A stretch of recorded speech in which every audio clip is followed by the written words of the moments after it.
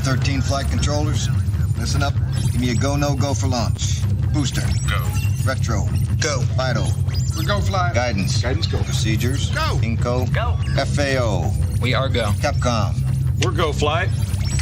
Launch control, this is Houston. We are go for launch. Ladies and gentlemen, welcome to tonight's entertainment.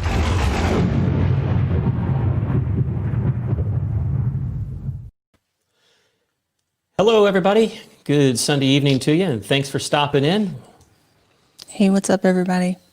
You're not as energetic as you were last time. I'm sleepy. I can tell. We got 20 people already. That's awesome. Woohoo! Want to give a shout out to all my people out there already. Everything HVACR, Pepsi Cola. What else we got?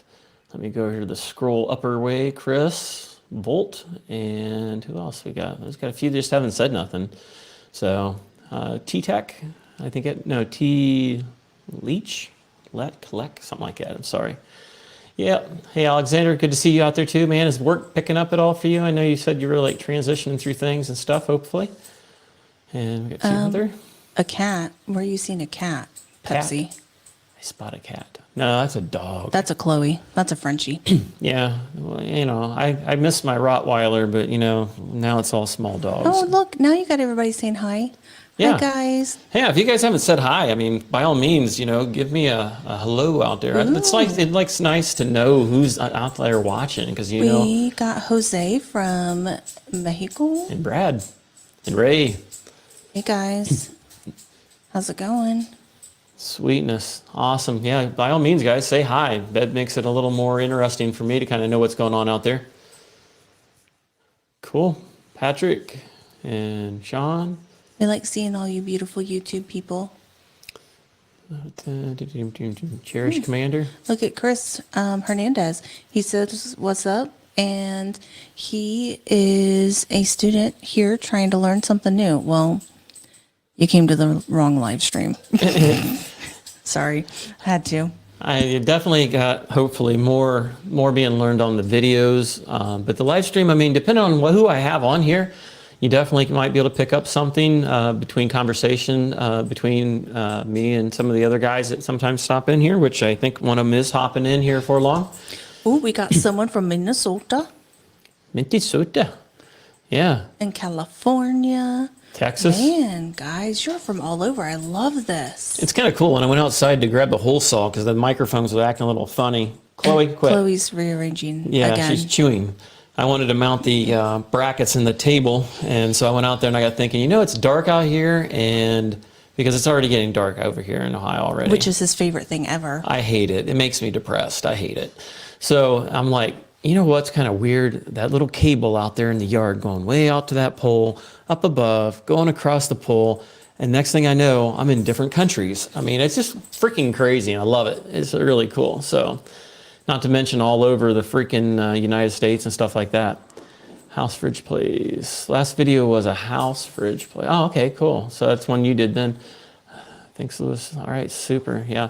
Last one I did was that ice machine. I know ice machines aren't as exciting to everyone out there because it seems like we all do air conditioning, but not everyone does all the refrigeration stuff. But right now, man, it's just right. We're in a transitional place right now, equipment wise. I mean, there's probably gonna be no heat calls because this week we're gonna go from, I think today was supposed to be a high of 80, tomorrow's gonna be a high of 70, and then it's gonna drop down to the 50s for a high. So, you know, that's gonna suck. So you're gonna have all these people that get that shock that, oh, I gotta turn on the furnace, and then they'll get it serviced, and that slows you down later from things needing to be done.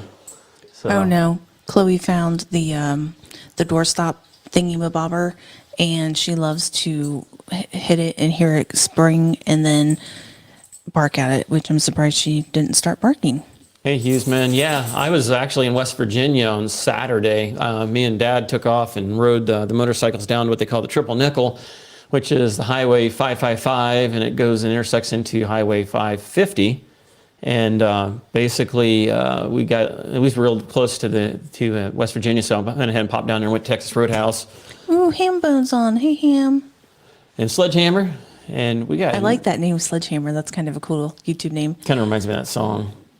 What song? Like a sledgehammer. It's an 80s song. And I was born in 83, so I probably wouldn't know it. Yeah. Well, Go you know. figure. Anywho, why don't you hit this magical button there? This one right here? Yes. And now, ladies and gentlemen, please welcome a singer smart enough to never quit their day job. Green close up. What's going on, Adam, man?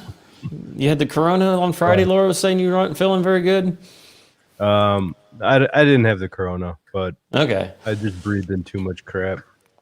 That ain't good. Not good at all. Well, I'm glad you're better. Thank you. Yeah, I didn't work on Friday. I kind of got lucky. I was like, hey, do you need me on Friday? She's like, I guess not. So I'm like, sweet. Because was hoping to get my seat from a guy out in California called Lamb, and he does seats and stuff. And he told me, oh, yeah, 5 weeks, man. I'm busy. I'm a one-man band. 5 weeks. Call him later at like 6 weeks. Oh, probably another 3 to 4 weeks. And then here we are at like 10 or 12 weeks. Lies. He just lies. All lies. It's like, man. But yeah. So Hey, what is Hamilton, what's going on? Custom seat he's making. Yeah, for that FJR, it leans me forward to the tank quite a bit, and it just drives my butt nuts. I think it's probably because of all the extra skin from all the weight I've lost, but it just drives my butt numb after about 45 minutes. So believe it or not, I took a piece of OSB board, and because the seat has a height adjustment, so I ended up, there's other places where it can lock in, so I put a piece of OSB, 3/8 OSB underneath the seat with a piece of Gorilla Tape around it so it wouldn't be like nasty looking wood, and that raised it up almost level. And now it's not so bad, but still it kind of sucks. But yeah, he's supposed to be one of the top guys. Between him and Richard Daly, I think, or something Daly, they're supposed to be two of the best custom seat guys out there, and they're both in California. So I don't know. At this point, the season's pretty much just about shot, unless we decide to go to Gatlinburg, maybe go down there riding. But I don't know if we're going to squeeze that in yet or not. The way the weather's changing so quickly, it kind of sucks. So what did you have going on? I see you guys were doing like a live stream real late at night, weren't you? On Friday? Yeah. Yeah. Hang on 1 second. I'm going to mute myself. I want to pull up the chat. Okay, go for it. Yeah, I was sitting there. I got home kind of late, like 11:30ish area, and I'm going through things and looking at messages and things like that. And I'm like, what the hell are they doing this late at night? And so I thought, man, they must be doing one of those all-nighters or something like that. We were just talking afterwards, and Chris is like, you should click the live button. I'm like, not on overtime. I'm like, I'll do it on my channel. Yeah. That's understandable. I mean, it's like tonight. I mean, we read through some of the HVAC news and stuff, trying to find some topics to talk about, and I don't know. It's just one of them things where nothing is really on my mind right now that I've ran into, because we just aren't hitting anything crazy. So Hamilton, you're only like 45 minutes from Gatlinburg. That's cool. I like it down there. I go usually every couple of years or 3 years, something like that. It's about 6 hours, 7 hours, something like that. Yeah, the dog's here. She wants to be on camera. She's such a little camera whore. Yeah. So Is that the mean one?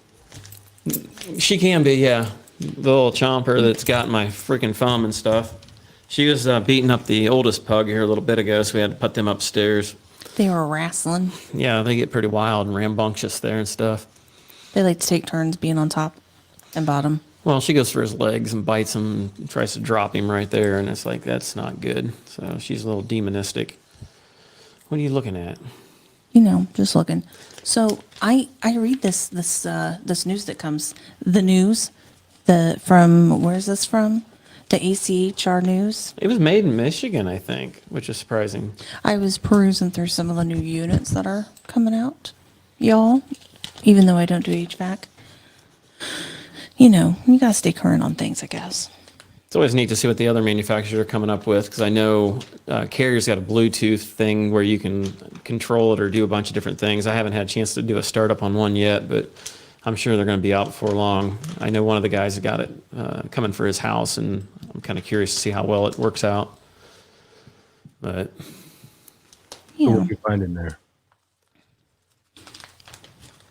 Let's see. I haven't had a chance to really look through it very much. That's why I was real leery about buying it. I know I kind of kept running in when I would search for things online. It tended to always come up. They always talked about one of the subjects I was curious about. You know, whatever it was I was searching for, they always seemed to be a good authority on just the odds and ends that I'm looking for information on.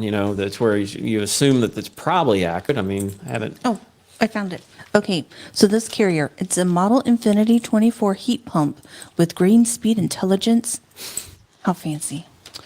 It has serviceability features. Bluetooth technology on outdoor unit makes it unnecessary to access diagnostic information inside the home. Hey, Randy.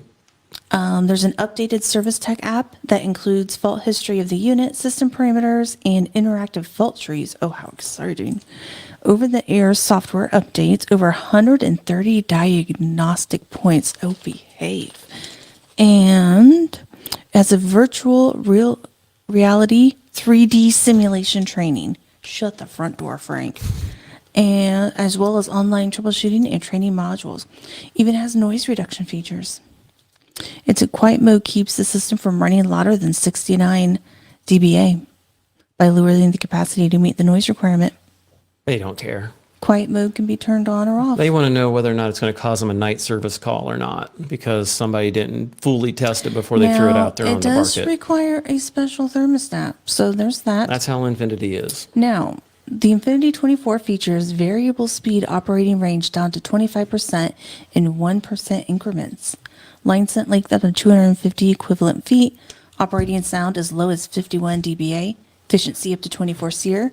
Up to 13, I'm guessing horsepower HSPF. Heating, seasonal. Oh, okay. I was blah, totally blah, off on that blah. one. Yeah. And up to 15 EER. Those are efficiencies. Okay. Heating operation down to negative 15 ambient. Inverter will deliver full power up to 125 What's the degrees heating? Fahrenheit. What was the heating?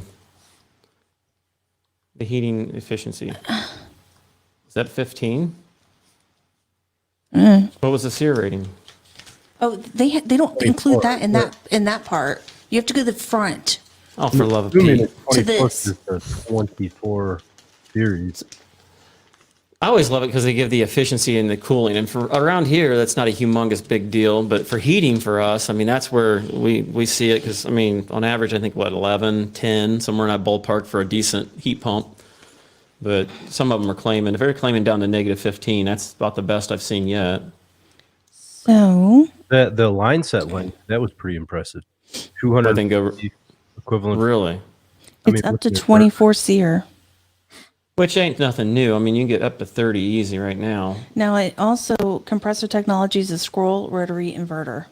Yeah. Has all three Just means it's got an inverter. modulating compressor stages. Yep. True variable. So they got to get laid out. Let me see what other brands they got in there, because it's always kind of curious to see. Look, it's they're alphabetical. There's like a lot of good stuff in there, and it's not. I mean, there's even I think a Geo, and I thought it was interesting. Panasonic even had something. Well, didn't you say So- Samsung's going to start partnering with Carrier? That was on the front page. So yeah, Duquesne. There's Duquesne. Yeah, I was looking at the Duquesne, and you need to turn the page because there's more. We ain't gonna get to that too much. I know, You but gotta research that If you before you talk guys about it. get this news thing, check this out. I mean, you probably have already read it because this was September 21st. About And $60 a year. I think pretty it's cool. kind of cool. I know I used to see it laying around the shop and stuff, and always kind of wondered what it was, but it's not too bad. Decent reading material. Especially when you're in the bathroom. I don't know about They that. call that toilet material. I mean, I got to admit, probably 6+ years ago, I didn't really care so much about a lot of this stuff, so I wouldn't have probably been interested in it. But things have changed, I think. I think a vested interest in trying to better myself, I think, has kind of changed things a little bit. I think, hopefully, that's what a lot of people are starting to do nowadays. It's hard to say. So, we'll all get better together. No, I'm Sounds like a slogan of some sort. Yeah. Forget being in it together. But Yeah, I wonder how much that 24 series unit costs. What's the cost on it? Oh, they don't put that in there. Come on. yeah, they definitely probably won't show it. Well, when they show like that versus a 13 seer, and usually it starts off with a $1 sign, one would be like a $5 or $6 sign. I would say that Infinity is probably going to be the $5 sign or $6, whatever they show the maximum is, because I mean they ain't cheap by any means. not being very good. So One of the guys said that you can deduct it as educational material. So let's just say, I would be able to, that'd and be theoretically, if you, put in a new heat pump let's just say for shits and giggles here, if you videoed yourself, like installing, like ripping out the Duquesne, Write it putting that off. in, would you be able to write that off? I would think it was a good portion of it. I guess it's all on how good your tax person is and whether or not you're going to get audited for it. So, I don't know. That'd be Yeah. interesting. I know the tools and stuff we can, but Hughes man was asking if we ever run into train DC zone sensors, T-stats. like the ones that run the resistance and stuff to put it into a particular mode. If so, then yeah, I mean, I made one of those boxes and stuff for that. But as far as getting into like true communications and stuff like that, that's some of the newer stuff that, usually what we run into train wise is just whatever's laying out there in the world and stuff. Look at this little guy. Look at it. Hit a button. Hit a button? Any button? Any of those. Let's hit this one. And now, ladies and gentlemen, please welcome a singer smart enough No, I don't like that one. Too to late. never quit their day job. All right. Look at this sexy man running around town with his freaking. And why is the sun still shining there? You stole our sun. Can you guys hear me okay? Yeah, you sound great. Rick, Interesting. I'm on a wired headset this time, so I wanted to see if it was any better. you sound good. Oh, man. It's been a long day. Well, that's cool because I'll Tell have to it- remember that. Tell us about it. Yeah, what'd you do today? I just ran Look a couple tired. calls.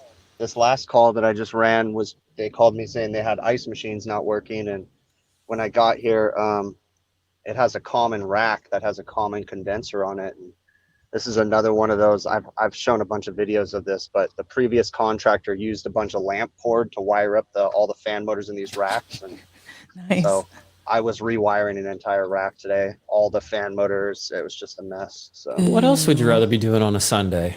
You don't want to know, hang out with right? your family Well, or anything.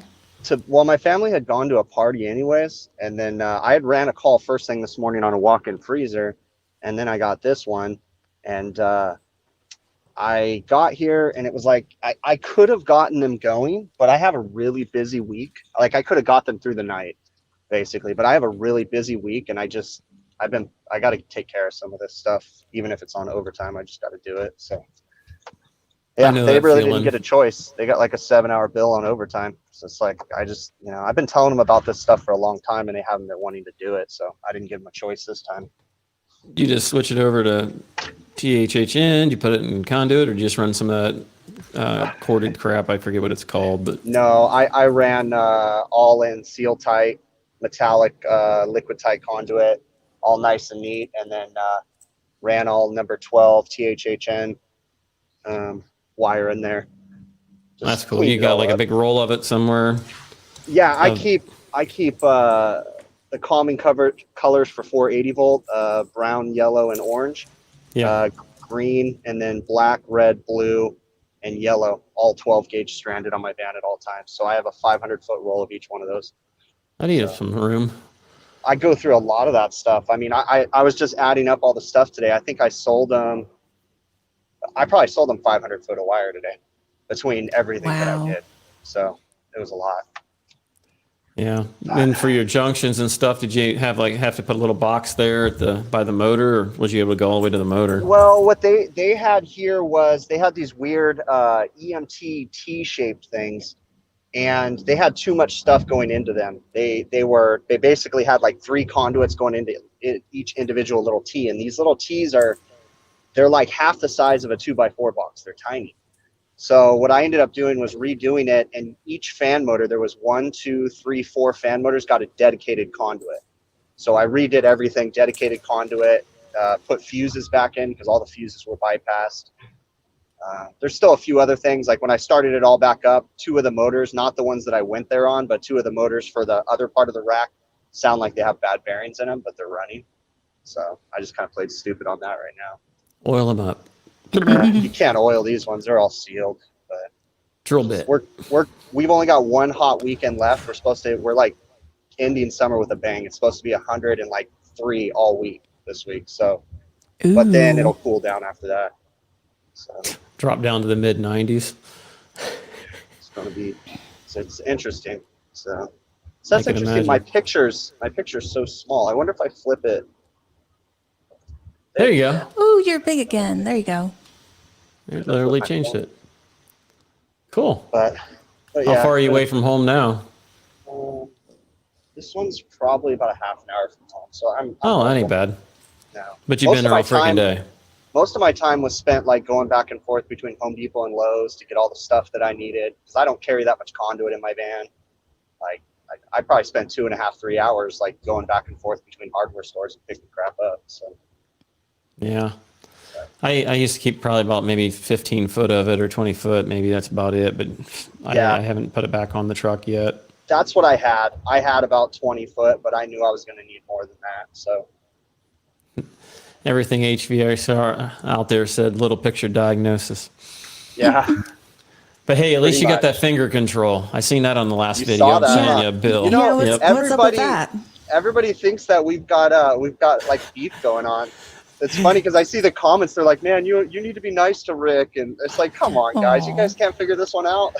You know, it's going to be like that Davey 504 bass guitar guy, man. Him and about a few other all doing. A lot of the music YouTubers have been kind of going at each other lately. It's kind of I funny. don't understand that. Like, we're not going to name certain people, but there's a lot of people that have stupid fake internet crap going on right now, and like it's just I don't know. I don't really buy into that stuff. It just drives me Luckily, I nuts. don't get that involved. I don't have I enough don't either. Facebook crap. No.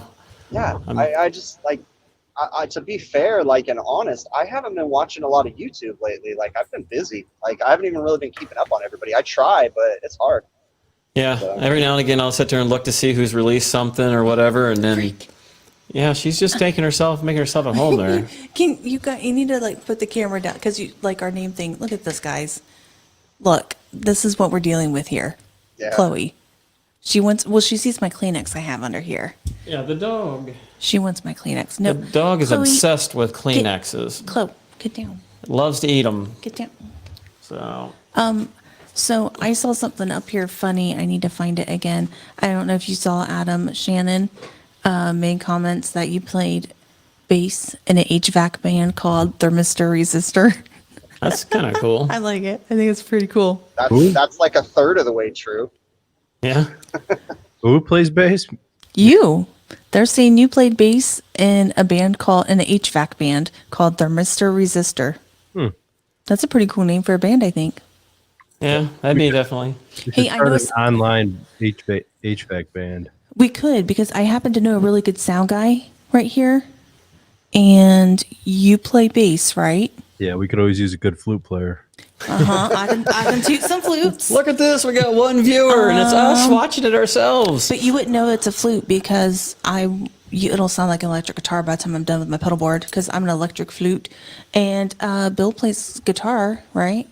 Like, Does like, Do you play it? like doesn't Jethro Tull have like an electric flute player? No, Jethro Tull is the flute player. That's Ian Anderson. That's him. Yeah, but he doesn't but- run any effects. Oh, he doesn't. Okay. No, that's no. thought he Well, the effects are all things done with his mouth, and he sings and uses throat tones and gargles. It's actually quite difficult, believe it or not, to play like that. It's interesting to watch her try to beatbox on the flute at the same time. She's like, Yeah, that's the new thing. Is people actually beatbox and play flute at the same time.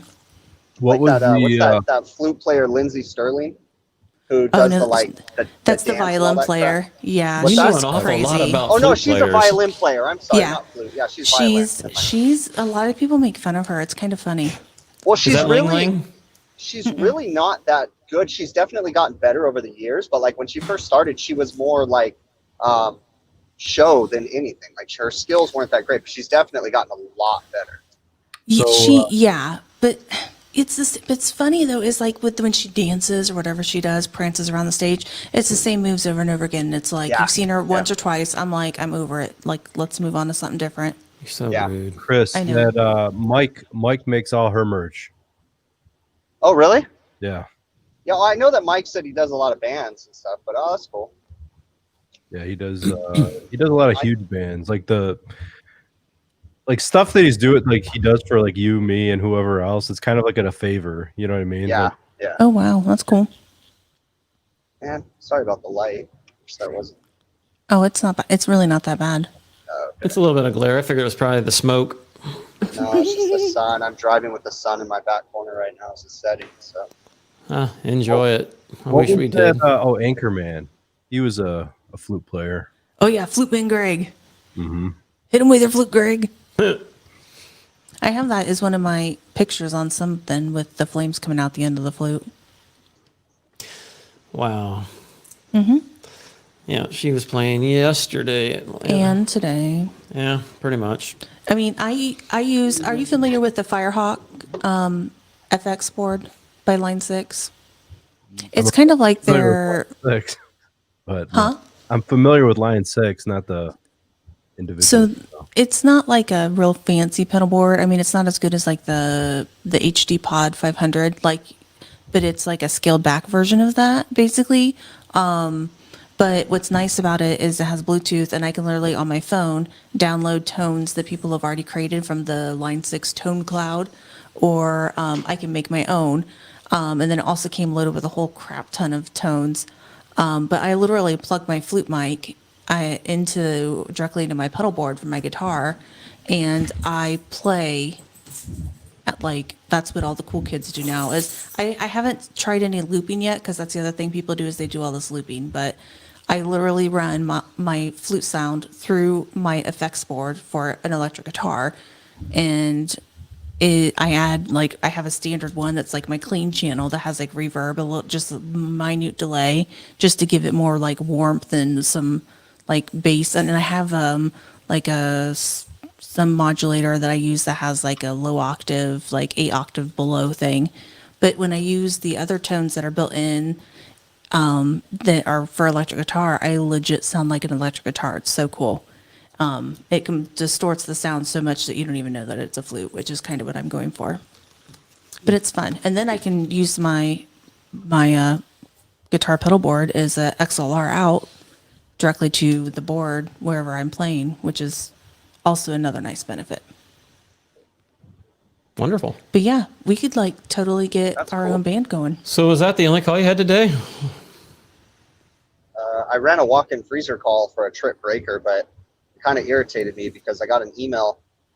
It's like been a trend lately from one of my restaurants where I got an email from the facilities director, and he was responding to the restaurant, but the restaurant sent the email yesterday. So it was like emergency walk-in freezer down, but I got it today. And anyways, it's a whole thing. So the freezer supposedly had been down. So then I went out there and it's running, and the manager goes, "Oh, I reset the breaker yesterday and it's been running fine." And it's like, well, then why did you guys call in an emergency? Like, I don't need to be here, you know? So I went through it anyways and really couldn't find a whole lot going on with it. So I wasn't in the mood to spend a bunch of time there. And then this call for these ice machines came in, so I had to go do that too. Yeah. But I didn't run anything yesterday. Yes, I don't think I did. No, I don't think I worked yesterday. But I did get my my pulley set up because I'm going to be lifting a heavy compressor. So I got my pulley set up in. So I took it out front to a big tree we had out front, and I let the kids play with it. So it's I think it's a 4-to-1. So it's two double pulleys, and I was letting the kids, like, I let them lift the compressor, and then I was letting them lift me and lift each other, just using the pulleys. They were kind of having fun with that. So you're going to do the old-fashioned way, huh? Yep. That eats a lot of room up, though. What's that? That's a lot of room, though, between the pole at the top and the bottom. Ain't there quite a bit of room in between there for those to work right? I mean, it really depends, I guess. Or is it just one? Or is it just one big pulley with like 4 little rollers? No. It's 2 separate pulleys, but the way that you rope them together, they'll keep an equal distance between them the whole time, pretty much, until you get it lifted all the way up. So I'm lifting the bottom pulley up, basically, and the load is attached to the bottom pulleys. So you just need to obviously figure how tall you want to make your unistrut piece. Yeah, that's the hardest thing, which I can go either way, because I did measure the lift that I had to do, and it's in a steel cage, one of those cage ladders, but it is 45 feet. So, but there's also a platform halfway. So I can either stand on the roof and have a 6-foot tall unistrut, or I can stand halfway down, which is not under the load, because they have a landing so that way you can rest off to the side. So I could theoretically stand there too, but I'll probably end up just making the unistrut 6 foot tall, on the roof, because then that way I don't have to cut. Well, I do, because they're 10-foot sticks. But yeah. Anyways, Have you guys ever seen? I've had a couple people tell me about these, and I guess they got banned or outlawed or went out of business because they got sued or whatever. But it is like, trying to remember what they say, but it's like a machine that you sit down on, you put it to the edge of the roof, and then I think you use your feet to crank up whatever you're cranking. Oh yeah, right. I think I've seen it before. But then I've never heard of this. Somebody kind of pulls you back once you're up high enough. But the thing is, I think what happened, somebody was sitting on it, they got their load all the way up, and then they started to stand up, and it flipped. And it lost. Yeah. Ooh, I wouldn't. Yeah, I've never heard good. of that, but it sounds like something someone would make. So Basically, like a bicycle to pedal to rope it up. yeah, it's I think funny I've 'cause seen it or this- something. This job that I have to do, I have to change. I've got a cracked reversing valve and a bad 7.5-ton scroll compressor.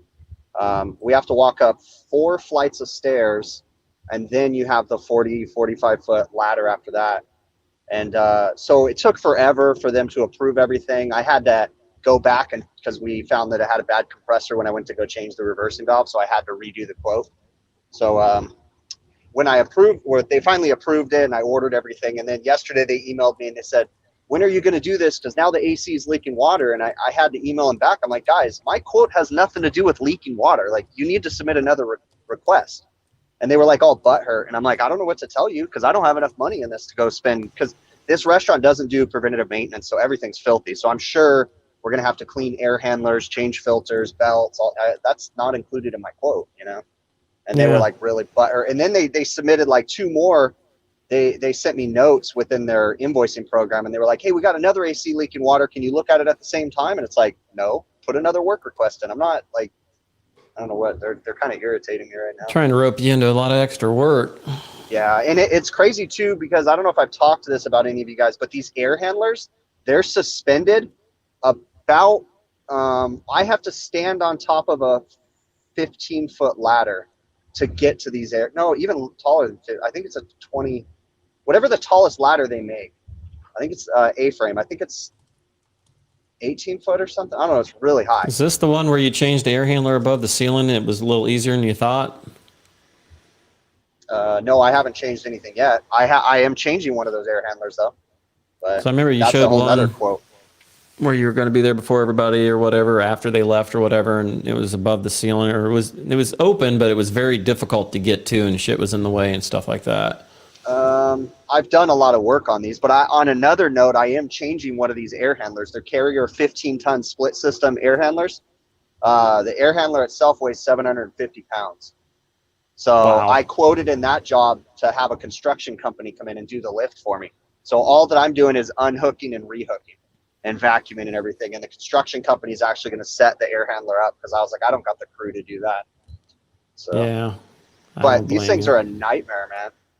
It's just, Is this Just another thing when you were talking about like 2 months ago? yeah. It's been taking forever to get it approved.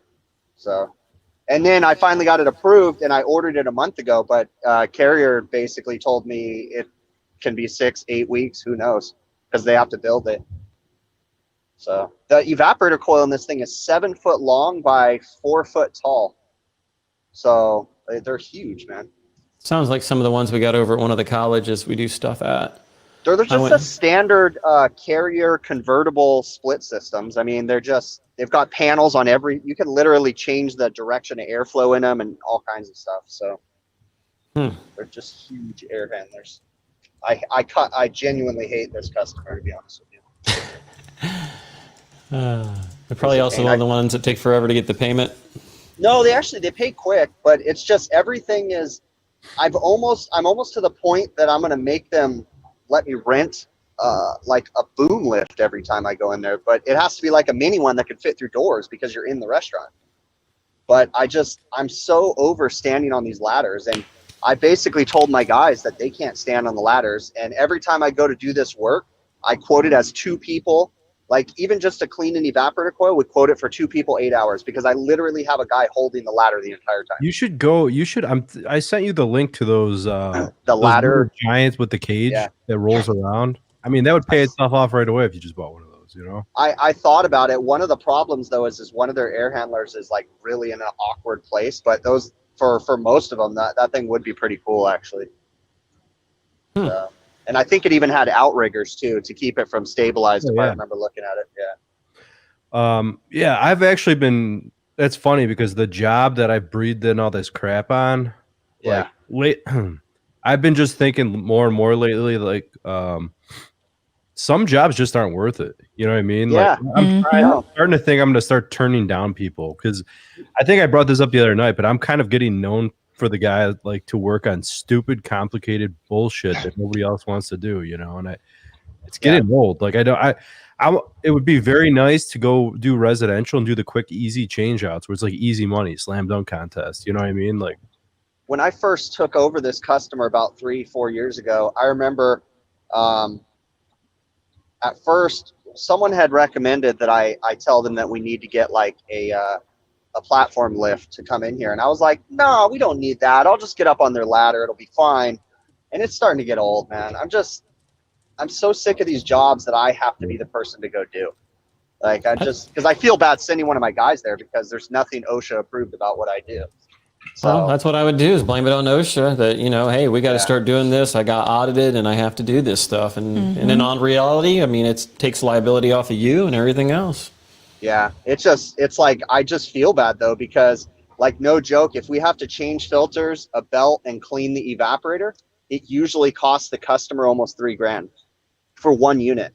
Wow. By the time we get done with all of our labor cleaning, and then to get onto their roof is 5 stories up. So you want to charge it or check the charge. It just takes forever to do anything there. So rooftop is not even possible. This is the split system you're talking about? Yeah, no, because they have a giant AMC movie theater on top of them. So the AMC movie theater is 2 or 3 stories in itself. And yeah, it's ridiculous. So, and this is one of them too. Like I usually don't deal with anything fancy, but all the exhaust hoods and everything have fire dampers on them because everything's going through the AMC. So everything, and yeah, it's a nightmare, man. I'd hate to like have to chase a leak. I wouldn't, but I'd hate to chase a leak in the line sets or something because who knows where it goes in the movie theater. I have no idea. I'd be putting ball valves in every so often and freaking putting taps so you can pressure it and nail her down in between. Yeah, when I doing this compressor change out, I put ball valves. I quoted ball valves between the dryer. The dryer's on the roof, but I'm like, that way changing the dryer next time is super easy. Just ball valve it off, swap out the dryer, you know? Absolutely. And yeah, I had thought about, I also am concerned about doing the evacuation and also brazing because since the evaporator's so low, it's going to be so hard to pull all the refrigerant out of that. Because the line set, if I had to guess, is like 100 foot long. So getting all the refrigerant out of everything, like ball valves would be super beneficial because you can ball valve everything off, you know, isolate certain sections, do an evacuation on this and not have to worry about the rest of it. What size liquid line is it? I think it's a 5/8 liquid line. How many traps do they got going all the way back up? I have no idea. I only see 1 trap downstairs, but I can't see the 4 stories in between. Yeah. So every 15 to 20 foot, I think, That's something like what's that. scary is that you have no idea what's between you and the movie theater. No, no idea. And like, I don't even know if it's accessible. I would assume, I mean, if they were smart, they have like a utility chase or something in the movie theater that has access, but I got no idea. No, I can imagine it would suck. I know we put those valves. Yeah, that's borderline like a specialized company that should be doing that stuff. Like this is almost too big for me. It's just a split system, but it's just like it's just a pain in the ass. Yeah, something goes wrong, you're there forever, and then you got the other customers sitting there waiting on you. Yeah, and then That sucks. it is. But I mean, whatever. I'm thankful I got what I got. So Absolutely. I mean, we don't want to sound like ungrateful bastards out there or nothing like that, but yeah, I know what you're saying. Definitely. easy work is nice. Yeah, Yes. I'm starting to get that way. I've always complained about some of the stuff I was doing, but I'm sometimes thinking, man, it'd be nice just to put on some music, not have to think of what I'm doing, and just repetitively move my hands and do my job. I get like pushback because I mention all the time that I use OEM parts only. or as much as possible, OEM starting components, OEM controls and everything. But in all reality, the reason why I do that, like I know you can put in aftermarket and I know aftermarket can work, but it's all about easy. And it's all about me not having to troubleshoot things with my technicians on the phone. If I know they put in OEM starting components, it's cookie cutter. They literally pop a wire off, pop a wire on. There's no thought process in it. Yeah. It's when you go aftermarket that you really got to start thinking, oh, the control, you got to figure out where to set it and all the fancy, Yeah, So- thermostat's the same way. I mean, I've got the generic thermostat, and it's close, but I've had times where I put it in a true cooler, and the dang thing freezes up. Well, you can calibrate it by a degree or two. I don't want to have to. I want to put it in there. This is OEM, set it at number 5, and I'm done. Yeah, and on mine, on the Delfield stuff, it's set it between 3 and 4, and on the mechanical controls, and call it a day. Even the digital controls, 3 and 4, call it a day. And it's so easy because then I work at a lot of the same restaurants, so I can picture most of my restaurants in my head when I'm talking to one of my guys on the phone. But when there's aftermarket components and weird stuff going on, it's hard for me to know exactly what they're working on without seeing it sometimes. So The worst I've ran into is the dang motors. Condenser motors, they're underrated. Blower motors are underrated. Same thing. Yeah. Yeah. And then next thing you know, well, I'm pulling about a half an amp or an amp or so over, and then it works for a day or two, and then it goes off on thermal. Yeah. Okay, I saved them $150, but now it costed me that much. So they end up paying for it anyway in the end, and then I lost the money going back to change it again. So And that's whenever I bid a condenser fan motor, it's a fan motor, fan blade, and cap. Doesn't matter if the blade's perfect. Like you just it's cookie cutter, just boom, and it's all OEM. I think it's always important too. If you have like an old condenser, the fan motor is old and rusted. You're pulling a little bit of high amps, and it has a bad capacitor. 9 out of 10 times, I'm sorry, you're getting a fan motor as well at the same time. Same. That's always what happens on those is you change the capacitor, and then they call you back, be like, well, that wasn't the problem. That wasn't the problem. You know what I mean? And then it's your problem. Yep. So and the compressors in oil, it can take that kind of cycling on and off without the. But man, the blower motor and the condenser motor, I've had them fail way too many times. Yeah. Yeah. I've been getting like my recent video that I did, it was like on a compressor that sounded really bad. And it's really interesting because you can tell some of it's like non-HVAC people watching, but there's some HVAC people watching too. And they're like, well, it was working. Why didn't you leave it? And it's like, no, because then that would have been my problem on a Sunday night. Like, no, if I come up on a compressor that sounds like crap, I'm pushing for replacement. And I'm honest with the customer though. I didn't say it was a bad compressor. I said the compressor's failing. Something's broken inside of it. It's still pumping, but we need to do this now. And the customer approved it. But it's funny because people are commenting, oh, it was working. Nothing probably would have lasted another 6 months. You should have let it be. No, because I don't want to deal with it in 6 months. I'm here now, And Well, another Bill- thing is, if you do tell them up front and you fix the problem and it lasts longer, a longer period of time is much better. Even if they're paying more up front, they're generally, you know what I'm saying, happier than if they have to call you back 2 months from now and have another service call. If you save them like a little bit of money now, people are happy when things are done. They don't want to keep dealing with it, And even if you, sorry, did you guys hear that? Yeah, even if you. Oh no, my phone rang. That was weird. I didn't know. Oh no, it blocked it. Oh, okay. If the customer doesn't want to fix something, then I make it blatantly known. Like, hey, I'm telling you guys, this needs to be done. And guess what? No warranty. Like, I'm done. You guys can deal with it. I hate to be that guy that sounds like a butthead, but I don't have time to play games with this stuff. And if I don't have any of those customers right now, but if I had a customer that nickel and dime me and didn't want to fix things and was just ridiculous to a certain extent, I would have to fire that customer because I just can't. I don't have the patience for dealing with it. I've done it, and it's just a nightmare. Yeah, Bill was doing a tear down on a compressor, and he said in the video as he's tearing it down that they had replaced the valve plate. And I was surprised I didn't get no crap for like the one I changed a couple weeks ago, because I've always wondered about the valve plate because I've changed it before in the past and it never did nothing for me. And I know from even talking to the dispatch woman, because she talks to all the guys that do work, so she knows more about things that's going on because she talks to all the guys. And she goes, yeah, we usually don't do that anymore because we've had so many bad results with it. But it was kind of funny to hear Bill even say, they end up just replacing the whole compressor, same thing, just change it out and be done with it, because going back is so much more costly, and it breaks confidence in the customer when it's all said and done. And these places are franchise, they look at their budget, how much did they spend of their budget, but they, aren't as concerned about that as much as, you're back again, what the heck, don't you know what you're doing? So you can lose a lot of money that way. All right. Well, I just pulled in the driveway, so I'm going to get out of here. All right, man. Take her easy. Thanks for coming by. We'll talk to you guys Thank later. you. See you, man. Bye. Sweet. Just me and you now, man.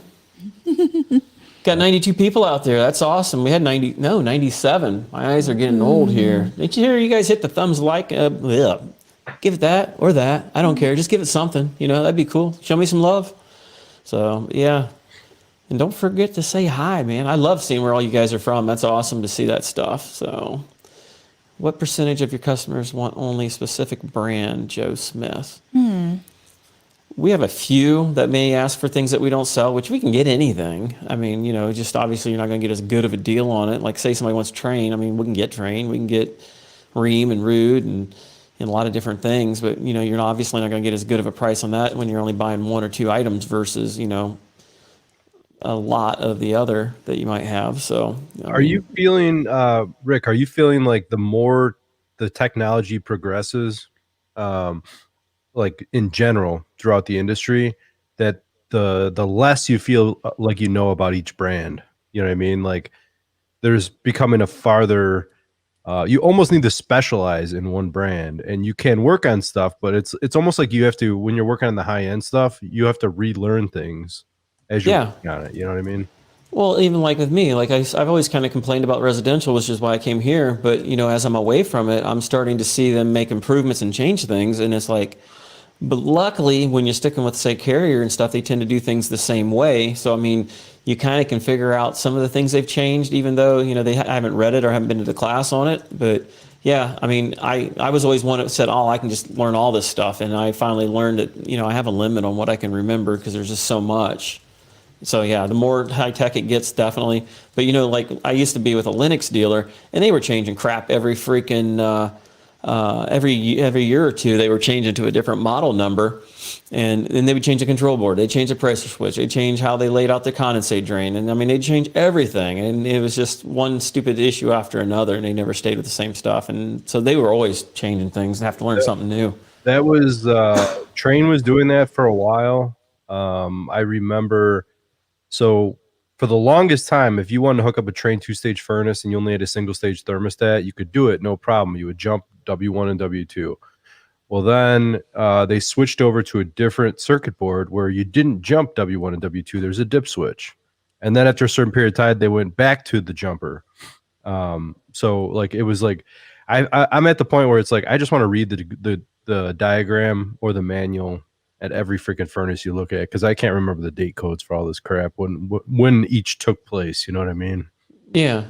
Or I'll put, when I do try, and then sometimes I'll even write it, and I'll put it in my time slip book where I keep all my time at. Sometimes I'll put notes in the back of that, maybe the model number, something new I learned as far as like dip switch this, blah, blah, blah, blah, for this situation if I'm having problems with tripping limit or it's freezing up or whatever the case, or noisy, like the Carrier, their Infinity.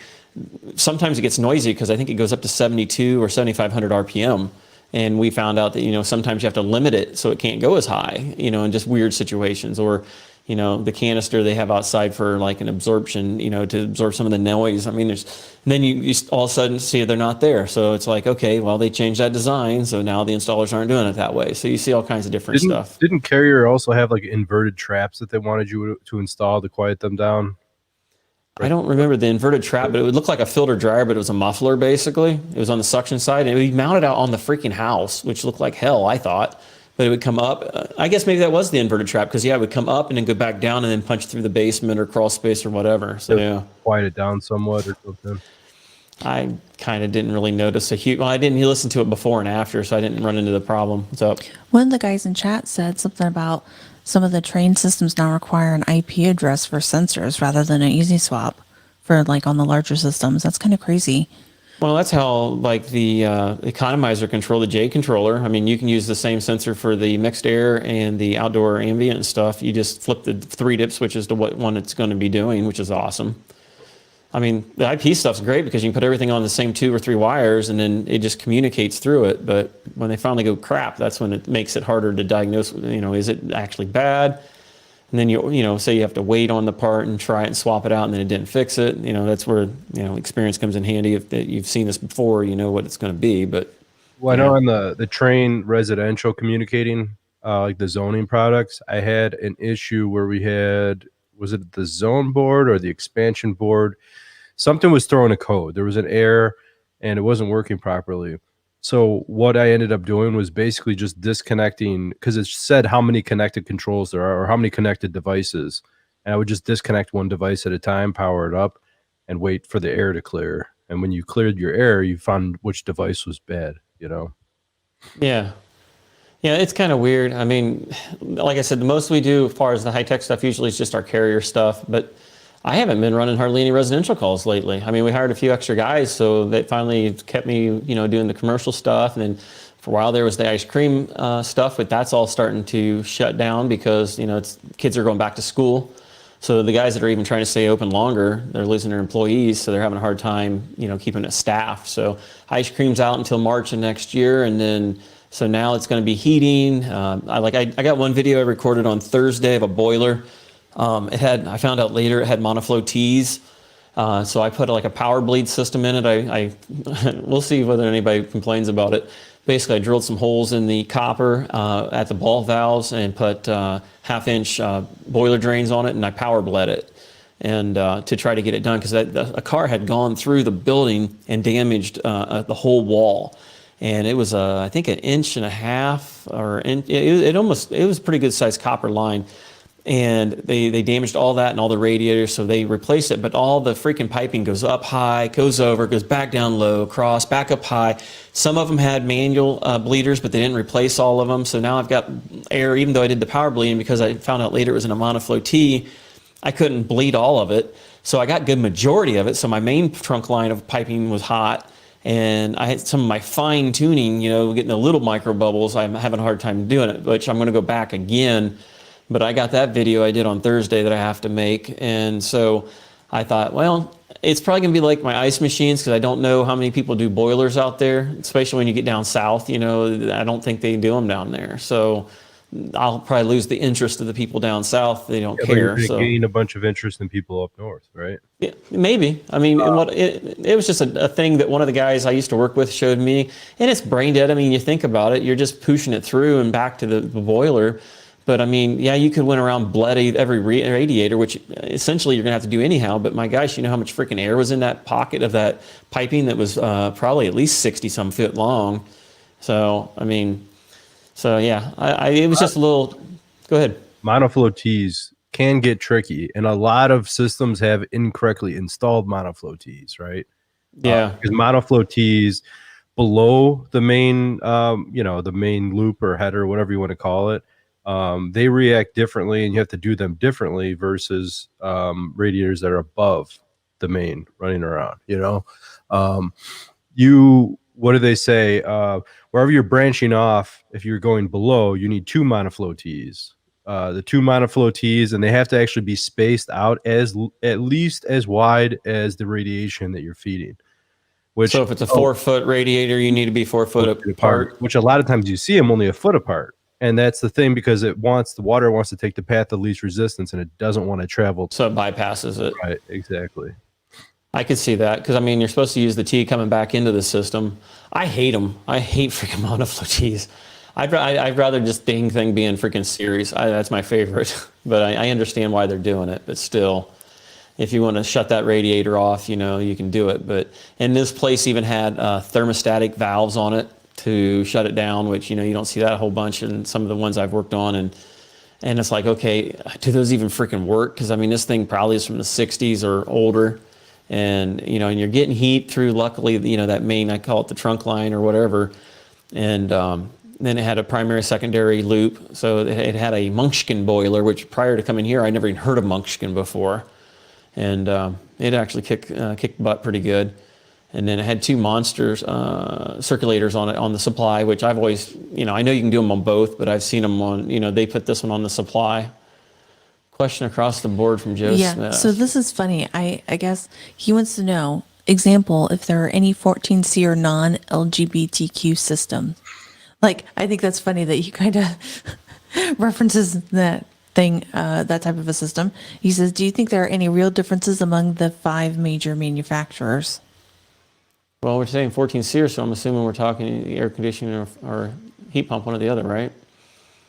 So yeah, we need more information on that, but I just thought how he worded that was quite interesting. I honestly think they're so similar. I mean, what I hate, I install a Mana, and I've told the guys from the factory, I said, your cabinet is a joke on your condensers and heat pumps. They're a freaking joke, Besides that, Lennox has a nice cabinet.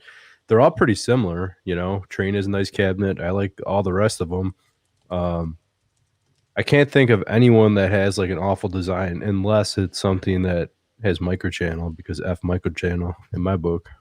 Yeah. And we've had quite a few problems here and there with those too. Hey, Rookie, what's up, buddy? I want to hear about your, put your name in there for your podcast. Actually, I'm sorry, man. Rookie. Yeah, Rookie. Okay. Because I know there's HVAC Rookie and then Rookie Refrigeration. Yeah, you've got the new podcast and stuff. Drop your name in there, man. If people are interested in Rookie's podcast stuff, he's got a new one now. He's not doing the supermarket refrigeration as much now with his new company he switched to, but he does have a podcast, and I heard he said he's going to do some regular videos on whatever it is he's working on now and stuff, which is cool. I think the other Rookie is in here too. But yeah, I agree with you, Adam, on the differences in the equipment. I think they all are very similar. Air conditioning is the one that's probably the most the same, because, I mean, they all have a freaking contactor, a compressor, a condenser, and evaporator. And granted, yeah, do they have more issues with their coils? Do they leak more often? Do they use crappier TXVs, but for the most part, I mean, they're all, even the high-end stuff's using the freaking Wanghai Chung freaking Ocean motors, and the contactor's usually a contactor. There's not a whole lot to it. It comes down to coil really anymore, it seems. Compressor's almost all the same. I think it's funny that you see all these people that are like, Goodman is awful. It's Goodman. It's a Mana. It's like, come on. You know what I mean? Install it right. I really don't think you have that many issues with it. I mean, maybe for you rewound 20, 30 years ago and you're looking at like a Janitral furnace where the heat exchangers will go bad all the time. Another thing about coils going bad, I missed out on a lot of the while it was happening, all the different manufacturers, their coils going bad, because we were doing only Train and I was servicing Train, and everyone's like, every manufacturer has issues with their evaporator coils. Well, Train was already over on aluminum coils at the time, so I didn't see it. You know what I mean? Train didn't have it. Well, I think the smart manufacturers went with leaders that knew how to do it already. I mean, like a lot of them, I've seen their bone freaking evaporators being made for, I forget who it was. I don't know if it was Carrier. Might have been Carrier. One of them, it was made by Bone. So, I mean, those guys are the leaders in that crap. They've been doing it forever. I mean, that's all they do is freaking coils. So, I mean, if there's somebody that would know the proper brazing procedures and stuff like that, it's going to be them guys. But, yeah. The Carrier, I mean, I was around through the N coil. I mean, that stupid thing, all the formant carry corrosion crap. I mean, finding those leaks in the 410 system sucked, and then Linux was a crap load of pressure switches. I mean, but that was 6+ years ago on that, but it's just crazy. York had their bluefin evaporator coil. Those went bad nonstop. If you had a leak in a York system, pull open the coil. If it's a bluefin coil, 100% of the time it's a coil. 100%. Yeah. No questions about it. York had a lot of issues when Johnson Controls took over. They were wiring contactors wrong. I don't like the microchannel. The microchannel was awful, and it was funny that they made a big deal. This is how you have to charge a microchannel. It's very finicky. You have to charge it this way. We were installing systems for a year plus, and then all of a sudden they came out with a revision. No, we don't want you to charge it that way anymore. Here's an update. Here's how you got to charge it. Like, what about the last 300 systems we installed? And this is on a residential? Yeah. See, I haven't seen microchannel on residential yet. So they have that on theirs? York has on some. Train had it on their rattle trap units, and I think their run true units are possibly microchannel. I'm trying to think. Nordyne has microchannel units, but they're awful. They leak. They're hard to charge because it's such a low, it doesn't hold much charge in the condenser, right? So if you're trying to charge something, you give it a squirt. It's a little undercharged. You give it a squirt, and then all of a sudden your subcooling goes through the roof. You're overcharged, So it's super finicky to charge a lot of times. Yeah, I mean, we have that with like the coolers and stuff, which I think anymore nowadays, a lot of our coolers are going back to, and we may be able to pick what we want, whether it's copper or whether we want the microchannel. And I know a lot of times, because for some reason our company always seems to put the solenoid valve back at the condenser. And I know, like, when I posted a picture on my site, everybody's like, well, that's the reason why it needs to be at it. And it's like, I have no control over where these guys put this stuff at, and they have more years of experience than me. So it's not like I'm going to come in and say, hey, why the hell are you doing this, But yeah, the microchannel definitely made that more difficult to put it back at the unit. Even though it's got a receiver, you're losing a lot of capacity. But I don't know. Trane had a different way of charging microchannel as well on their rattle trap units. It was highest. It wasn't subcooling. There was a chart, and it was like the highest liquid line pressure or the lowest temperature versus what the outdoor ambient is. So there's like a running chart, and you need to get it to either the highest pressure allowable or the lowest temperature while staying in range or something like that. It's goofy, but we only installed a handful of those units, and after you hear how loud they are, that was it. We were done. Those things were junk. Yeah. I like I've said, I don't really get a whole lot of options on what we get to play with or install and stuff. It's just whatever I end up running into. But yeah, I've had to move solenoid valves and stuff. But like I said, I haven't really seen too many of them on residential. I don't think Carrier has it on anything that I've ever seen it on. No, not that I know of, that I can think of. Nope. What did we have there? I think I had a couple people say hi. So hello, guys. I'm trying to think here. What else did we have? Hey, Randy. I didn't get to say hi to you earlier. What was that? I thought there was a question in there. Let's see. Maybe I'm wrong. I'm trying to read, and I don't want to interrupt people when they're talking. Oh, Kevin. Yeah, Kevin. Yeah, it does come down to the install. I mean, if you got people that aren't properly evacuating it, aren't using good practices. I mean, I didn't used to run nitrogen when I used to just do a simple residential startup. I figured, screw it, it's just 2 solder joints here and 2 solder joints there. Do I really need to do it? But as time goes on, you start seeing, it's the ones where you start seeing a crap load of fittings in there and stuff. It does add up, and then the freaking TXV starts gumming up with that crap because that stuff just freaking cleans the copper and it stops in the most restricted place, which usually is the TXV. So I hated doing that too until I got a regulator that made it really easy to braze and stuff. But yeah, it comes down to proper install, and a lot of people are usually in a hurry and they just don't care and they want to get it done. So what bothers me too with a lot of the manufacturers, their case coils, all of them are guilty of this now. So the suction line on residential case coils, they're all putting these tight little like rubber grommets that fit super tight around the suction line, the knuckle coming through the coil, right? My problem with that is if you go to any system that's been running for a long time and you see like a wet mark or a rust mark or whatever that comes down from where the lines meet into the coil, you need to basically tuck your Armaflex into the coil and then seal around it so you don't have a path, where water is going to condensate or the lines are going to condensate and drip down because it's making contact with air, right? Yeah. You want the opening to be inside the coil, and if it does drip, it's going to drip in the drain pan. That drives me freaking up a wall that they do that. Well, what I don't like is where the suction bulb's at. I mean, my feeling is the reason why I have so many startups where this superheat's so flipping low is I think the guys have toasted the suction bulb. They're not unhooking it on a Carrier coil. The thing's right beside the outside corner of the case, and you can't really get in there sometimes to even cut the bulb loose. So yeah, they might wrap a rag around it or something, but a lot of times I think it gets way too hot. And next thing I know, it's running a 2 degree or a 1 degree superheat no matter what you try to do to it. So that's one of the things I've noticed on some of the residential stuff, as far as the bulb placement. Just there's no, give me an extra inch or two sticking out the front so I can get the rag wrapped around it. Exactly. Like at least, I mean, come on, even if give 3 inches, do something. You know what I mean? Like they give you maybe an inch sticking out. That's kind of ridiculous. Mm-hmm. One there's nice just thing no about room. the new Amana coils, they make the rubber pieces they make on it. You could pull the whole coil door off, solder everything together, and put the door back on. You don't. It's not like hanging through the case.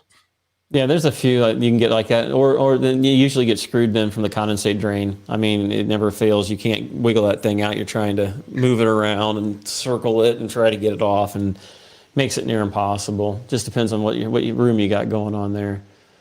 So who was that? Yeah. So, good riddance. I don't know if you're referring to me in your comment from earlier, but what are you doing? I'm hearing, and they probably don't hear it because when I listen to it later, I don't hear, but I hear the whiny noise. That's why I've got the gate closing quickly, but I hear a whiny noise. Anywho, so, Christmas will be here before we know it.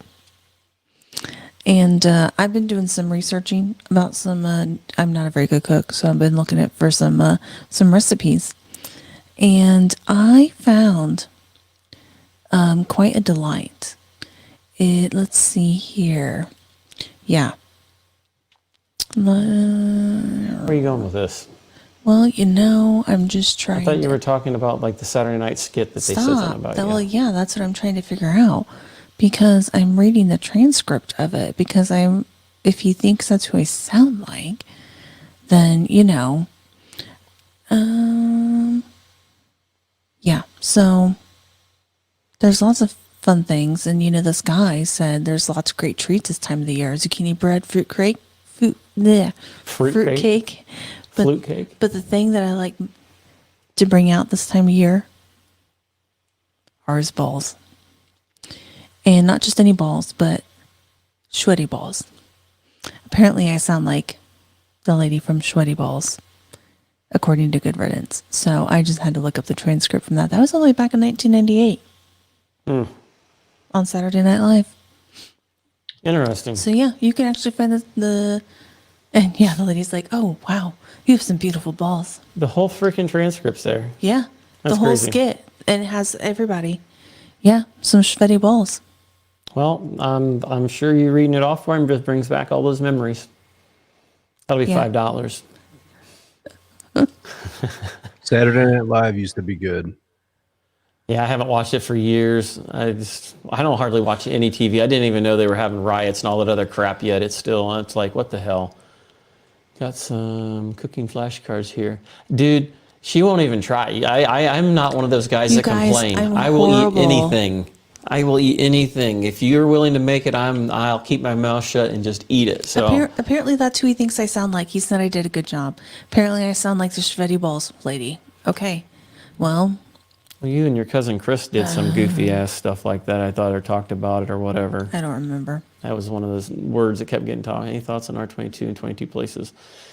Replacements. Yeah, I was actually just looking that up not too long ago about what is it? Was that the one for the UK though? Well, no, but includes this. That's it's the SNAP Rule 23, the Significant New Alternatives Program, which when you type in SNAP, because that's what I went on YouTube earlier to find was something about the SNAP Rule 23, all the stuff about food stamps comes up if you type that on YouTube. So I was like, yeah, this isn't helpful. But yeah, that's what this thing, the front was really talking about, is about how some of these are going to have acceptable uses and acceptable uses in certain conditions. Oh, now Shannon's like, you do sound like the sweaty ball lady. Gee, thanks, guys. But yeah, there's but it did say that I think walk-ins will be excluded. Like certain chillers were definitely on the list of being excluded from the new refrigerant. That's because like train and stuff, you can't change it. If you do, you'll start losing compressors. That could be bad. Yeah, you go trying to change some of that stuff. Real Their compressors are real weird. They're finicky, and if you swap it from what they have, it will end up going bad, and then you're going to be out thousands and thousands of dollars. So yeah, you can't do that on that. Sometimes you're actually cheaper just to change the compressor to a different brand if that's what you're hoping to do as far as changing the refrigerant, which is what we were going to do on this one makeup air unit. I mean, I kind of go with Chris on some of this as far as the R22 stuff. How is it in my interest to try to save you maybe $100, $200 on refrigerant for an old system that probably needed to be replaced anyhow, than to have you have problems and now you feel as though I didn't do the job right, and now you have capacity loss, you have a system that doesn't run quite right, doesn't cool as good, you know. I mean, majority of the time we'll either run the 22 or I'll give them the option and I'll tell them, look, you're losing 8%, 10%. Is it noticeable? I don't know. You know, you're gonna have to see that yourself, and we'll use like 422D. I mean, I've tried the 407C, and for one that I knew was going to get thrown away, I went ahead and squirted the POE on top of it, which I think is kind of the half-assed way of doing it, but I understand what the theory behind it is, just to shove the oil back, which they're doing that with the flammable refrigerants. In the 422D, they're adding like a butane of some sort to shove the mineral oil back, and it kind of works. Maybe that's why they're only going with the 10% or what have you, but I mean, the system worked. I mean, so those systems are all about shot and soon to be gone anyhow. I mean, even mine, I mean, it's I think mine's an 04, 05, something like that. It went bad after a few years. Do you remember now? I feel like time goes by so quickly. You know, everything, I always just think it's a few years ago. I was actually having this thought the other day when natural draft water heaters got rid of the standing pilot where you would, you know, just stick your hand in there and light it. And when did they go to the spark ignition thing? I was like, you mean the explosion proof? Yeah, it's about 10 years ago. No, I think it's a lot longer than 10 years ago. Yeah, because I mean, it was happening before I came to where I'm at. I've been here 6 years, and I used to have to run plumbing where I was at before, and dealing with the vapor sensors they had. I hate them pieces of junk. And you know, then there's a little glass piece in there. If it gets too hot, it breaks and slams a spring-loaded trap door shut. That's on the reams. Those are stupid. Yeah. Almost invention ever. And then all the dirt gets into the sides of the water heater. I mean, I know too much about these damn water heaters because I've had problems on them. And it's like, okay, what can I do to make that stay open so they can have hot water, you know? Or, sorry, you know, the supply house doesn't have that vapor sensor, but they'll send you one. It'll be here in 2 to 3 days. Have fun not having a bath. Oh, yeah, know? that's So the best part about it. That glass vial, they do not stock it in supply houses. You have to order it directly. And it makes no sense. Why not? You know? I mean, you can put something in there. My luck, something will malfunction and the house burned down, and then they come suing you. But I don't know. The vapor sensor is the one that I haven't found a way around it. I mean, it's not just a resistive switch or a open close switch. So I think it's some sort of capacitive switch of some sort, and it freaking ain't a good way around those. That's why one of the guys I know, he's like, "Can you help me change out the water heater?" I'm like, yeah, but I said, here's a word of caution, you know, try to find something that has just maybe one of those oxygen depletion type thermocouples where, you know, it just pulls away from it and goes out, and now you can relight it or something. But yeah, vapor sensors suck. Those stupid glass vials that Rheem have. As soon as they started doing that, and originally when they first came out with that, we would go to the supply house and tell them, you know, this thing, it broke, we need a new one. Well, that's not a replaceable part, so you're going to have to change the water heater. That's the original answer we got back when they first came out. I remember that. So we actually replaced probably 2 or 3 water heaters until we found out you could actually call Rheem, and Rheem will send it to you in the mail, you know? But yeah. Still such a stupid design. Or I like the gas valves that are basically stealing off of the thermocouple for power, and they got their own little blinking LED light with their little freaking readout to tell you what's wrong with it. I thought that was pretty ingenious. Yeah, too bad that those gas valves go bad like probably 500% more often than the old style gas valves, you know? Mm-hmm. Yeah, and the cost of the gas valves almost as much as it used to be about the same as a water heater. And now those freaking water heaters have gone from $350 up to like $600, $700. So it's like kind of crazy how much stuff has changed, and they're so freaking thin now they don't last for crap. So when did they stop making the dry charged units? Like when was the very end of the run of R22? Technically, R22. Wasn't it somewhere like 2012 or 13-ish area? The dry charge. But all right, so yeah, so that's already been, you know, 7-8 years now. So when did they stop actually making like R22 systems? That was 2010, I think, wasn't it? I thought it was 2010. I think it was 2010. I'm pretty sure. And you get anybody out there know? You want to do a search for EPA R22 new system? See if you can do something for that. Because I mean, just like anything, once you've done the test, I mean, you never go back. I mean, some of these guys are like, I got my 405 or 40 whatever. What the hell's that? I got a universal. That's all I've got. So I mean, it's like, well, I got this for 410. I'm like, you have to have one for 410. I mean, it's like they've came up with so much dumb crap. Ray says 2010. You do have to have one for 410. No, I think it was just a safety thing. I don't know what exactly it was. Because I remember the guy saying something about it, and I'm like, I had never even heard of it, and it's like, a lot of things have changed, I think, as far as just, I don't know if it was just maybe to teach them to be a little more precautious with the higher pressure or what. I have no idea. Yeah.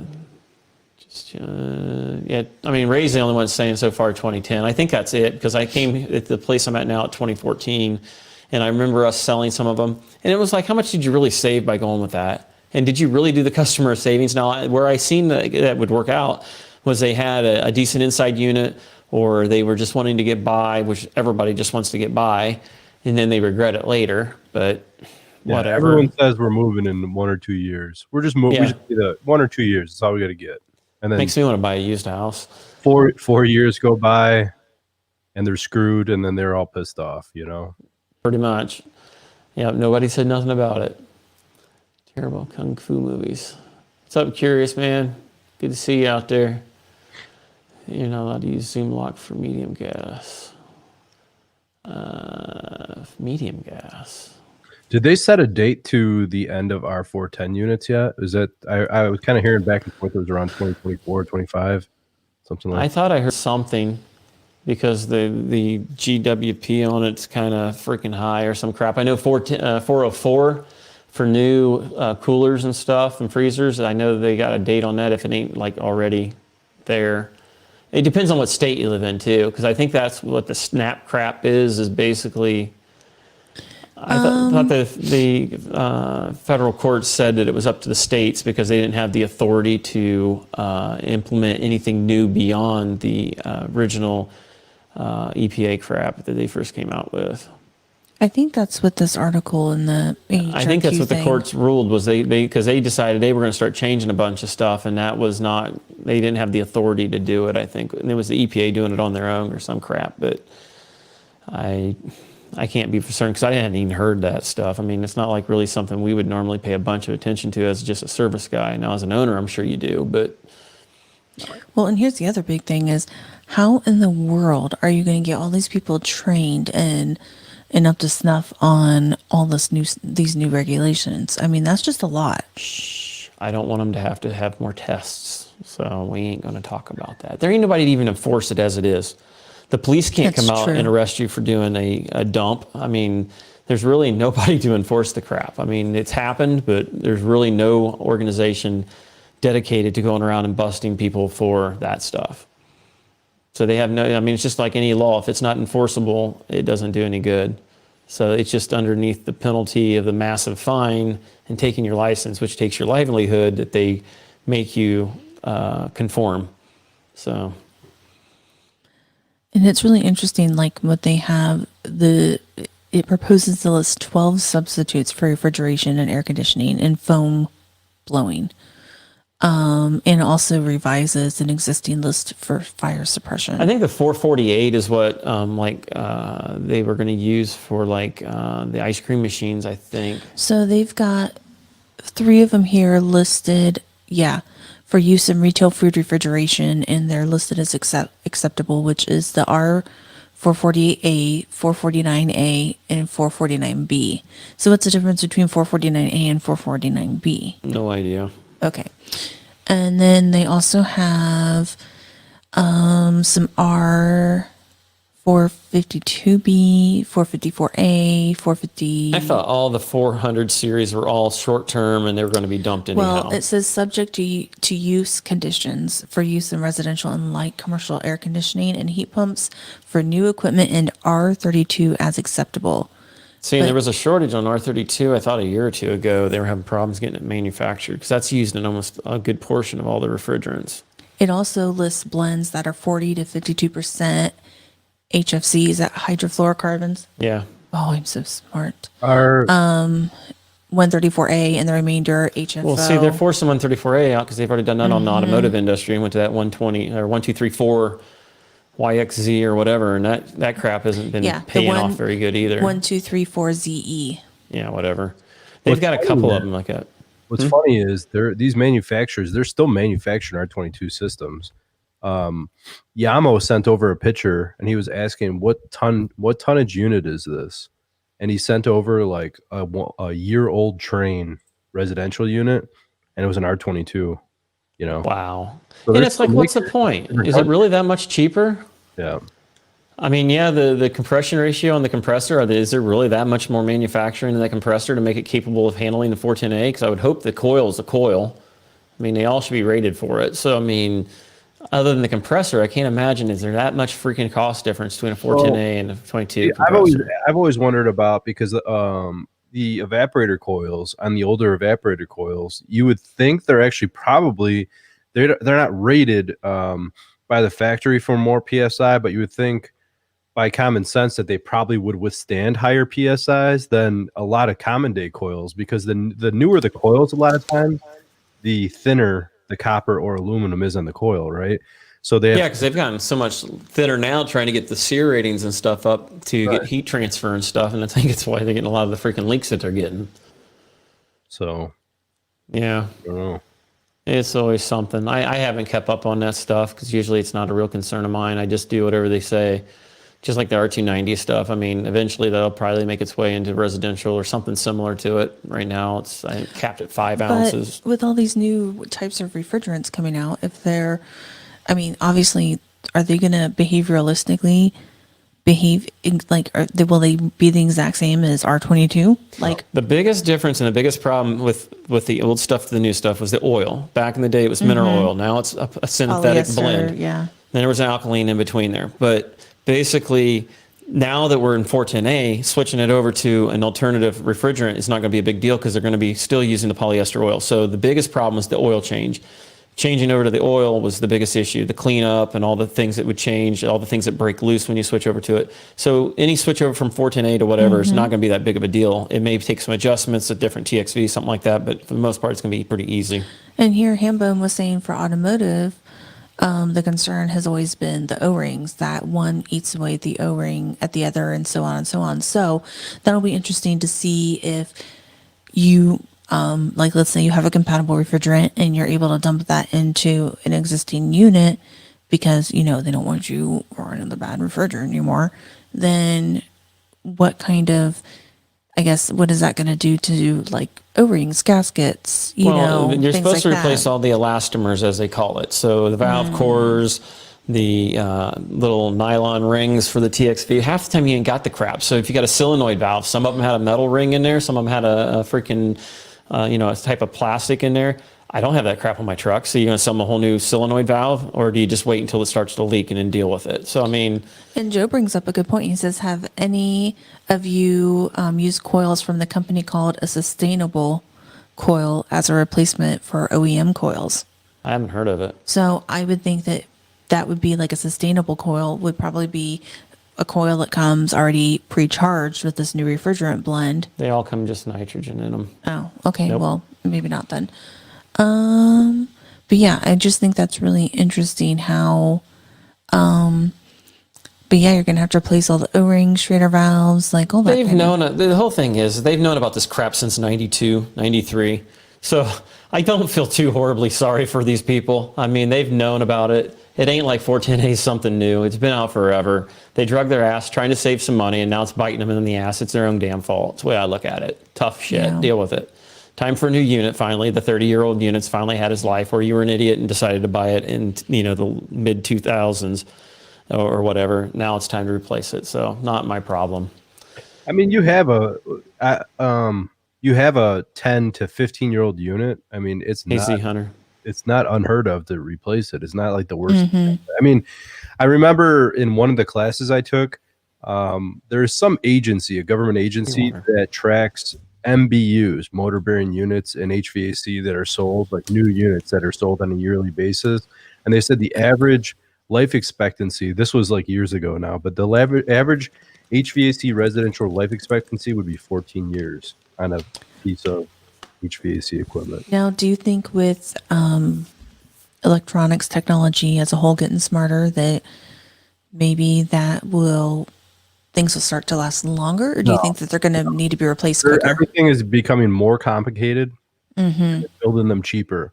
And the people, the actual techs out there, I feel like are less driven. The new guys, from what I mean, maybe not all. I'm probably a little bit, jaded, but I think a lot of people are less driven, and there's a lot more crap you need to learn now. So like that's why people are mixing refrigerants and everything else like that. So you're running a compressor on, half R22, half MO99, half, whatever, a little squirt of new 22 on top of it.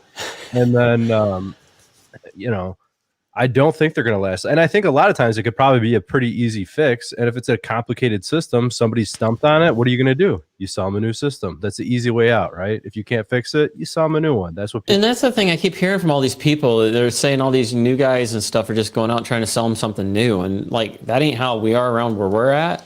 So it's just kind of crazy that, I'm hearing from these experienced older guys that have been out there. They're like, now all they want to do is just be salesmen. And it's like, we don't do like that. So I don't know if that's maybe more in the bigger cities where you got more customers to roll through or what, but we'll if it's over 10 years, we'll suggest it, but we won't like twist your arm to buy a new one. For me, I make more money if you repair it. The company makes more if they replace it. That's true. I try to, in this circumstance, when you're working on something that's 10 to 14, 15 years old, you do use the big picture diagnosis. You try to look at everything a little bit. And if it needs a heat exchanger, if it's a carrier that has a bad secondary heat exchanger, and then the motor's drawn a little bit high amp, the draft motor sounding a little wonky, and it's like, I think you should change it. Even if you can get the heat exchanger under warranty, I think you should change it. You're going to have more problems in the future, Yeah, because once you price the draft motor, like say on some of the carrier stuff, some of them, the basic ones are $400 or $500. And if it's an advanced one, it might be $900 and some dollars. Now, our prices are going to be cheaper than what you see in some of the bigger cities. But like Rich is sitting there saying something about 15 grand to 20 grand. I'm assuming that's for a system. We don't get that freaking much money out of it. The previous company, and even, we can do an air conditioner install sometimes for $3,500. It's just, it's a cheaper system, but we aren't at the rate that some people are at. So that's always why I'm kind of curious when people see my video and they think that I did a disservice to them and screwed them. And it's like, we don't charge crazy freaking money that some of these people have to because they have such high overhead, or they have freaking all the taxes are in a real, regulated state and stuff. Not every state's like that. My prices really fluctuate based on a couple things. Number one, like we do like 13-seer bare bone easy jobs, $3,500 all day. We'll do it. Easy. We'll be in and out in a couple hours. We'll be done. $3,500. You could easily go up to, just on air conditioning alone, you could easily go up to, $4 or $5 grand just air conditioning alone. Then you do a higher end furnace and air. Not even saying modulating inverter, but I would say like an average decent 2-stage system, we're probably somewhere between $7 to $8 grand. For that. Hey, Clint, thank you for that super chat, man. I appreciate that. Thank you so much. He's buying tacos for everybody with his super chat. He said he was going to go run for the border. Sweetness. I remember those days. I miss Taco Bell. Yeah. I always kind of wondered about that. Average around here is 10 grand to 12 grand, Ray. I assume that's for hopefully a better unit. And is that just one, either a furnace or an air conditioner, or is that like the whole system? I'm kind of curious because, I don't get to see prices or anything like that very often. Sometimes when I see it, it's like, how did we get that sold? Well, I vary the prices based on how busy we are too. If we're backlogged and people are like, I need this done now. Well, if I'm working, a 14-hour day and I have to work 7 days a week because you are insisting on having this done, you're going to have to pay for it. I'm sorry. Yeah. If I'm not able to be home to do my house chores and hang out with my family, you're going to have to pay money to get it done. I agree. It's better than saying no, at least you're getting compensated for it. Supply and demand, I guess. You got to do what you got to do. That's like, when Chris was saying some of these customers, just charge more until they finally either stop or they make it worth your while. It's one or the other. I hate being like that, but when you can do an easier job, why work and kill yourself? I think that sorry. Ray Ray said that is for a whole system. He said average up here is about 10 to 12K, and yeah, they charge 15 to 20K. That's a whole system. That's insane. Yeah, I'm assuming that might be like for us, that would be one of our top end systems.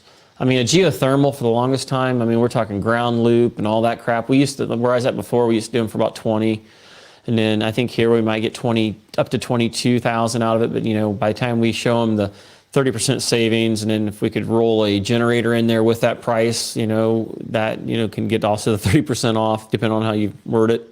Bundle. So, yeah, bundle deal. I mean, it saves them some major money there and stuff, but I mean, we don't get that kind of crazy stuff. I mean, that's just up there. So, I mean, around here, we got one guy that has an ad in the freaking, I don't know if it's a phone book or what nowadays, but he has his prices for 2 ton, 3 ton, 4 ton, 5 ton. And there's just starts out at 1,200, 13, whatever for a furnace. A furnace, I think, started out like, God, I'm thinking what the heck it was. I think an 80%er would start out like at 1,200, 1,500. This was like prices I've seen a while back, but wow, that's crazy. it's like, how would you even quote something like that? Why would not you lock seeing yourself in? Yeah. Yeah, that sounds like a bad marketing idea if you ever want your business to grow, you can't always be the cheapest guy. You just can't do it. I don't want to be the cheapest guy. No.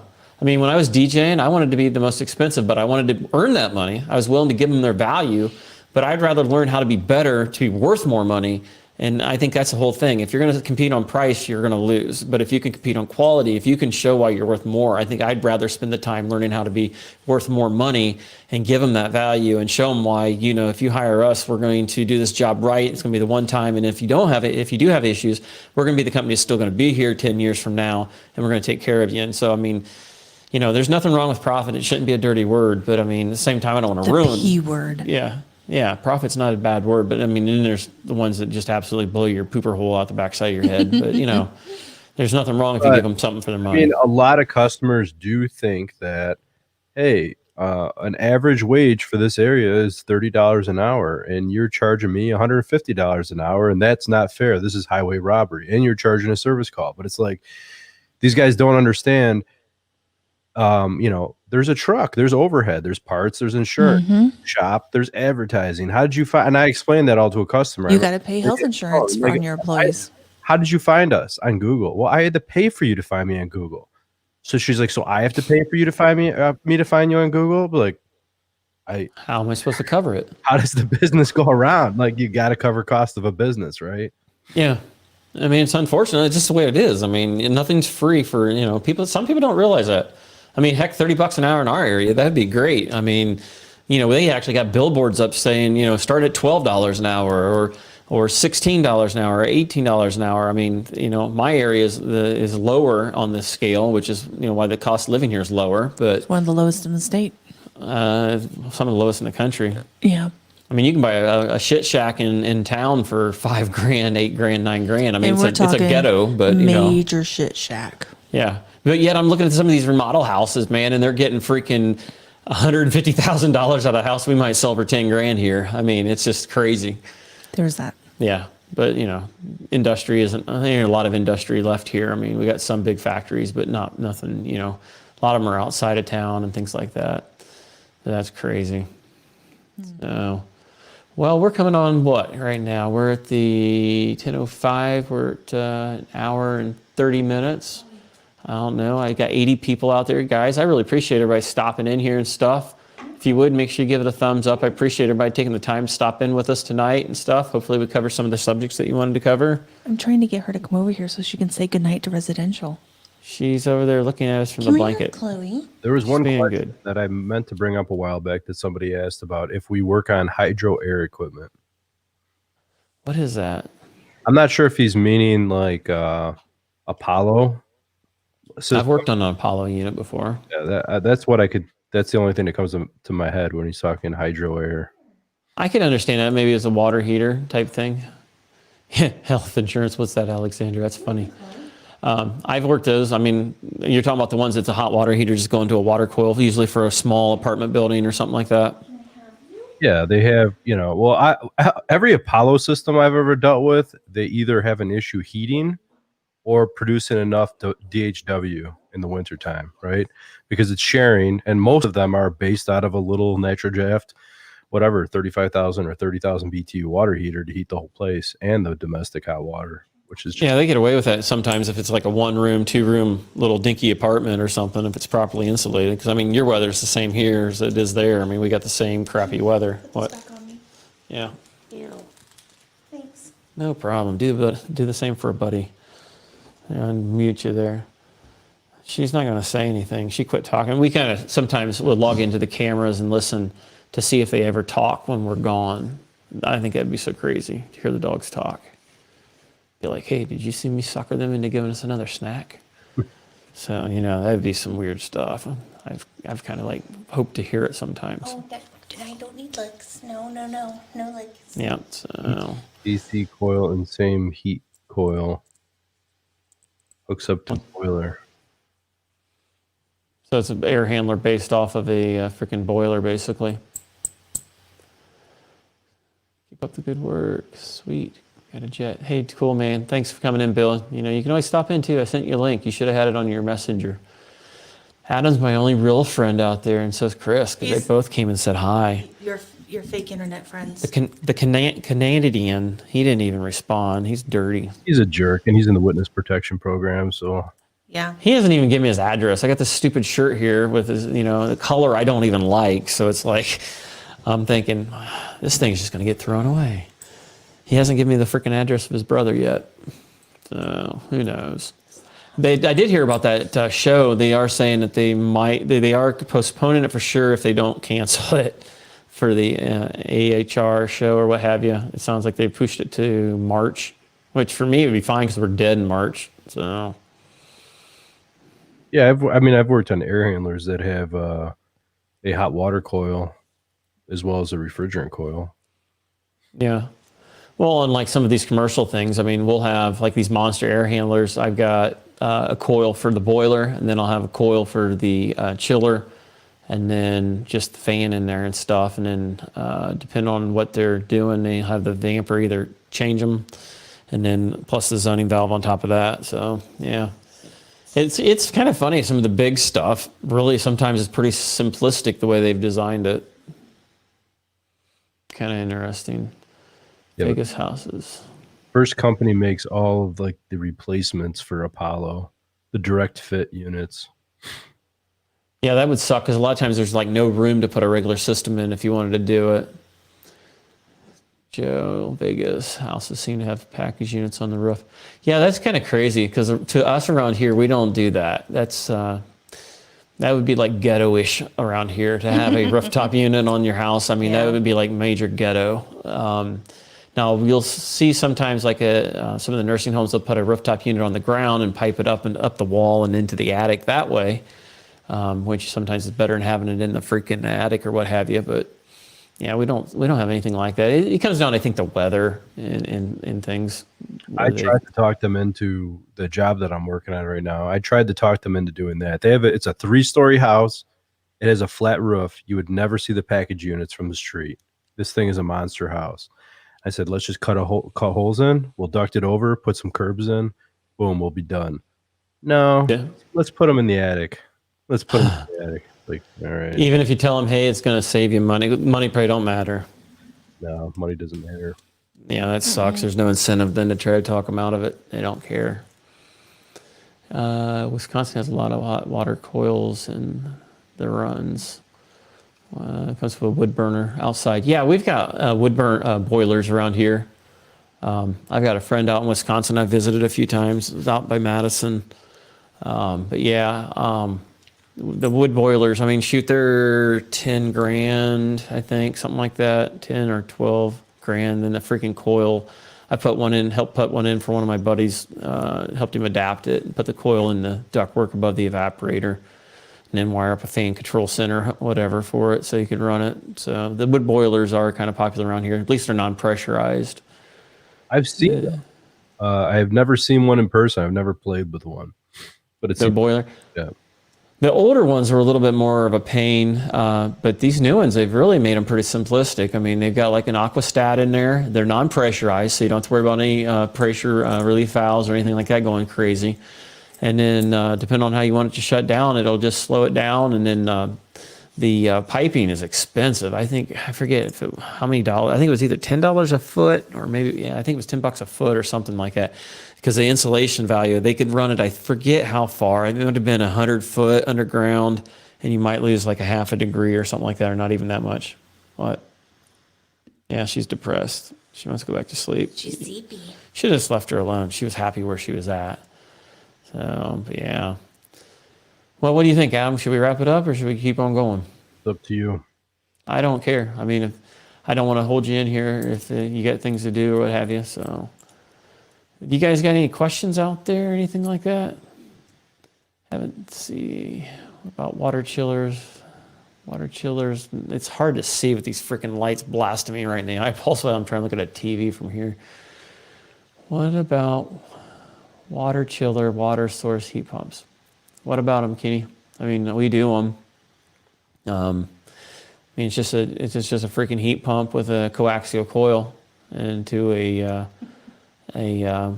evaporator style coil. So I mean, you're just basically getting the heat out of the ground, so they call it. So it's not as big of a deal as what I thought originally. I did some videos on it, but those usually were like some of my lowest performers. So I figured because they weren't probably down south, there wasn't a whole lot of them, that basically no one had interest into it. So I kind of don't show them a lot. I've got one that I was doing at a school above the ceiling, and it's on a big monster ground loop system, and they've got, I think they have maybe 60 some of them in this one school, and basically the views seem kind of low, so I haven't done much on it, because if it's no interest to people, I'm not going to waste my time editing it and trying to make it into a storyline of some sort. But if people are interested in it, hit me up, let me know that way, because I'll shoot video on whatever I got. Sometimes I'm kind of limited on what I have, because there's not a lot going on right now that, repair work wise, there's not a lot coming in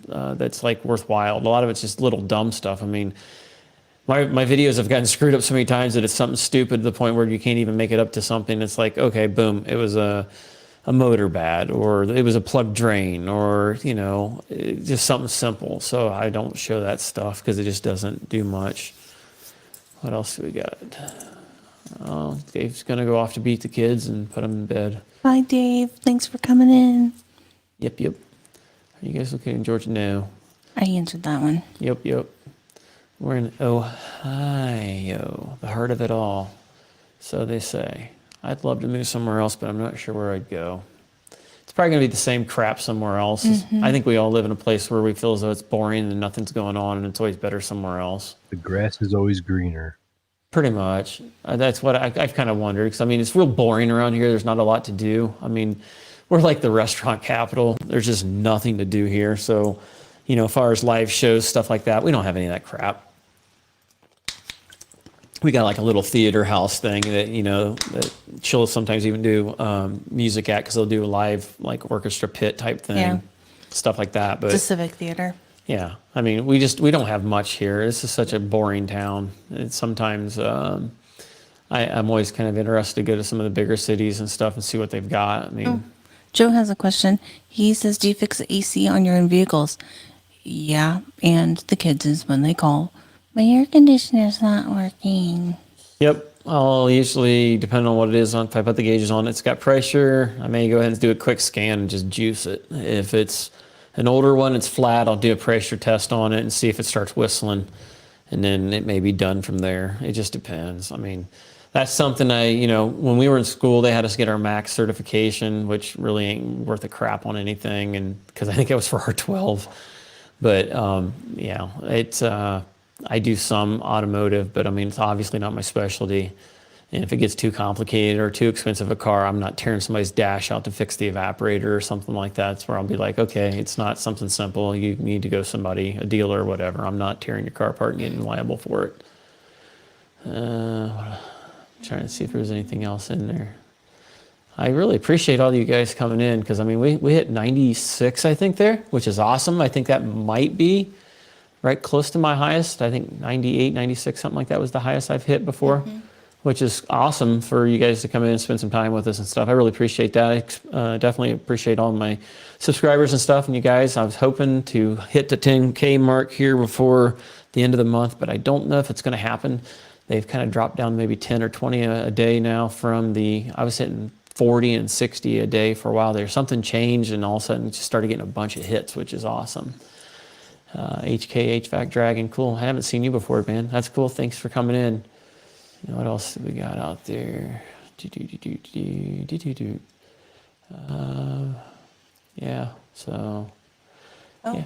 Ray says 103. 103 what? Wait. Huh? 104. That's how many people we had at most. We had 104? Cool. That's awesome. Well, it's because I had Adam in here and then Chris too. I mean, you know, I got the overtime crew. I think we stealing. Away. Shoot, man, I did. I think they see that and they're like, oh, the fan club comes in. And they're like, oh, we're here. And as soon as they start leaving, it's like, just them boring people. Oh, she thought you had a treat in your hands. Yeah, she just uses me for the food.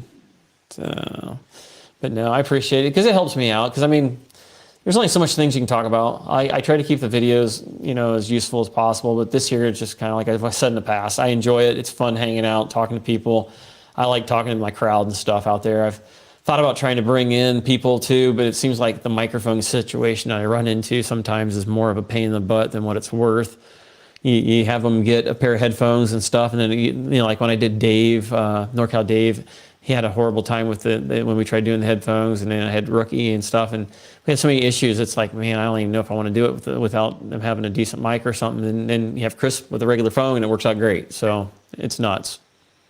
Because I'd have no problem bringing people in and trying to go, you know, through just bringing people in. I don't care. I mean, it would be kind of fun and interesting as long as we can make it snappy and move on. So I'm always looking for new ideas. If you guys want to email me something you guys come up with, HVACR survival at Gmail. I don't get emails very often. So, you know, if you guys got an idea for a new show or something we can talk about, you know, all means, send it to me. I'm willing to put some prep into it and things like that. Just need to have an idea to kind of go on. Because, I mean, just like you guys, I'm working just as much. And basically not a whole lot of time sometimes to get things done. I mean, the videos, I would have loved to have cranked one out today. But, you know, between all the things we were doing, it was just not a lot of time to do it. So to answer your Ray there, Mohammed, we're in Ohio. So Beautiful, dreary Ohio. yep. So fun. What else we got? I think that's about it, I think, there. Don't you think? Oh, good, Kenny. Well, he said he learned a few things in the chat and in the video. Yeah, the chat room dudes, you guys are amazing. You have so much information. That's what I love, like seeing you guys like share things. And I will. Well, that was the thing. The guy from Infocon that I've been talking to and stuff, I invited him to watch the one where we talked about the Infocon detector, which I need to do a video on it. I basically had one where it didn't do as good as I hoped in the H10-1. But I mean, overall, I mean, I'm trying to figure out a good way to do the video to where, you know, I mean, it's an awesome detector. The Infocon is. And, you know, its strong points are the battery life, the accessibility, how it gets into tight spots. And it's the first one I prefer to go to over the H10. But the H10, if it's a small, tiny leak, I had one on 134A. Now, granted, 134A isn't for all refrigerants. So if it would have been a 410A leak, maybe the infrared would have done better. But on this particular 134A leak with like 30 pounds of pressure, it got it, whereas the Infocon didn't. So, you know, I need to do the video, and I'm kind of torn with that type of situation because I don't want to say, okay, this is really awesome, but, you know, if you need the absolute perfect, you know, forest situation, you know, the H10 beat it. But it was also underneath one particular refrigerant, and it was under a situation that I could have controlled by putting nitrogen behind it, stuff like that. So, yeah, there you go. Questions or ideas, email me. Somebody wants to know, what is the best brand mini splits?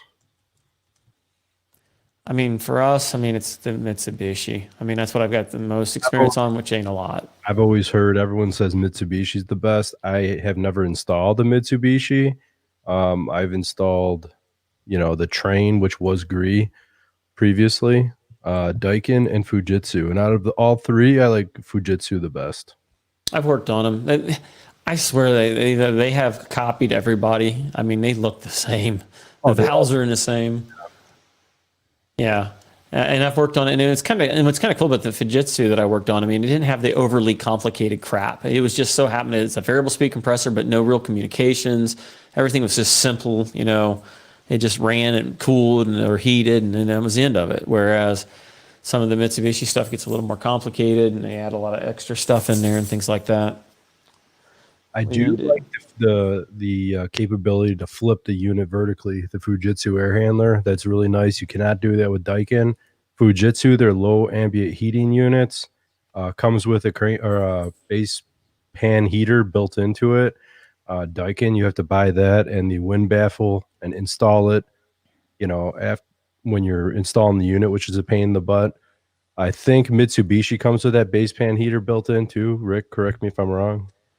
I know we had some of the City Maldi's not come with the pan heater in it. I know we make sure we order them now because we had a lot of coils get damaged from ice.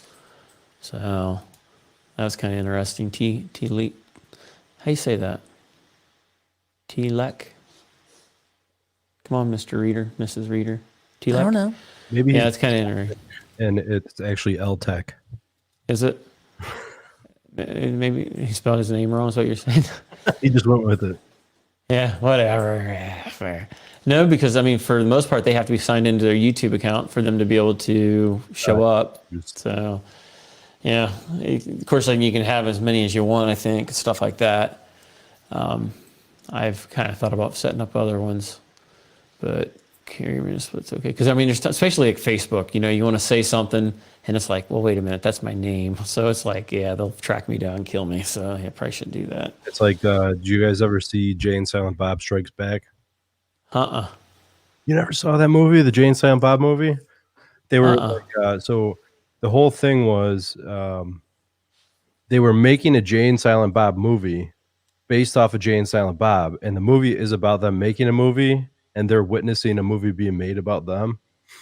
And that sounds kind of interesting. People are like talking crap about Jay and Silent Bob online and like chat rooms and stuff, and they're reading it, and they're getting all pissed off, and they're like, Jay is a douche something, blah, blah, blah, and he just goes back and forth, and at the end of the movie, he said, one day I'm going to go after these people if I ever have the money. So they got all this money at the end of the movie, and they start taking flights around the country. Do you post on so-and-so channel is this your handle? Yep. Did you say that Jay and Silent Bob are douchebags that are... And then you just start punching the guy in the face, pull him I out. like that. That sounds fun. Yeah. Was that on a movie? Like it was like released out? Yeah. How long ago? Oh, a long time. It was like VHS days. So. Oh shoot. It's an old movie. Yeah, okay, so it's like newer than Clerks, but it's old. You know, because I mean, as a kid, man, that's all we used to watch. I mean, I remember when Dad got like one. He was the first ones to get a VHS from. You know, it was between that and then we had the first Laserdisc player back in the day that were like this big. Yeah. Where's that? Yeah, there we go. That big. And you used to run it for so long, and then you have to take it out and flip it over. And I think that was back in the late 80s and stuff when that was out. So, and then the CDs or DVDs came out many, many years later. So that was kind of interesting that they had that for so long ago. GRE units, any opinions on those? I haven't ever worked on them. We have a GRE unit in our cottage, which is, it's Train, but it's made by GRE, and we've never had an issue with it. Yeah. I think it also comes down to just installing it right to begin with. It, you know, if you pull the right vacuum, you're making the right flares, you're using the right torque wrenches and stuff like that. You just do it right.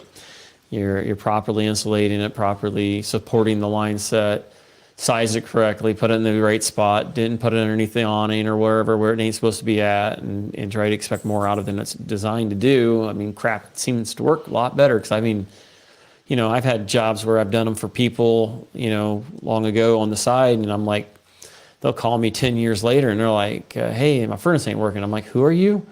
Remember you put this in for me? And I'm thinking, where do you live at? And I'm like, oh, yeah. Who's been working on it? Nobody. Nobody's worked on your furnace for 10 years. No. Here's your sign. Well, between that and when you're doing it on your own, you're gonna make dang sure the thing's done right. So That's true. we weren't supposed to do them, obviously, but it was under another company. But it was one of the things where if I did it, I did it. I seen so many things done wrong that I knew what not to do wrong, just because I didn't want to go back. And when you install it right, it tends to work a lot better. She's like totally spacing out over there. She's sleepy. Yep, indeed. So yeah.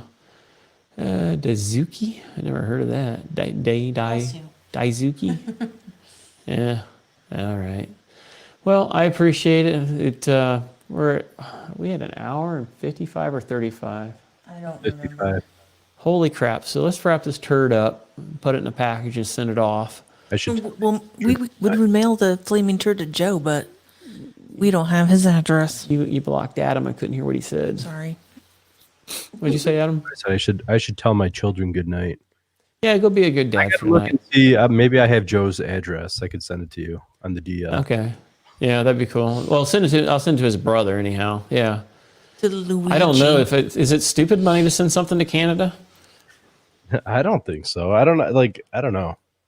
Joe's just that stuff. But if you send it to your brother, I'd put in on the name in quotes. Just put quotes. Luigi. Luigi. Yeah, that's what we're gonna do. That'd be funny. Yeah.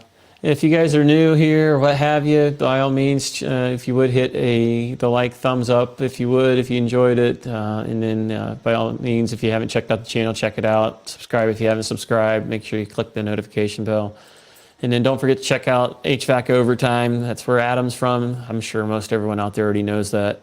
So make sure you check out their channel and stuff. And I appreciate you guys coming in and stuff tonight. That makes it so much easier for me. Thank you. Thanks for having me. Yep, not a problem. So let's go ahead and wrap this thing up. So let's go ahead and you hit your button there, woman. I'm hitting the button. Bye-bye. Bye-bye. Bye-bye now. Thanks now. Toodles. Bye-bye. Bye-bye. Toodles. Bye-bye. I want to see motion, movement. Bye-bye. Bye-bye. Okay? Bye-bye. Take care. Bye-bye. We're done. Finito. See the door, use it. You're still here?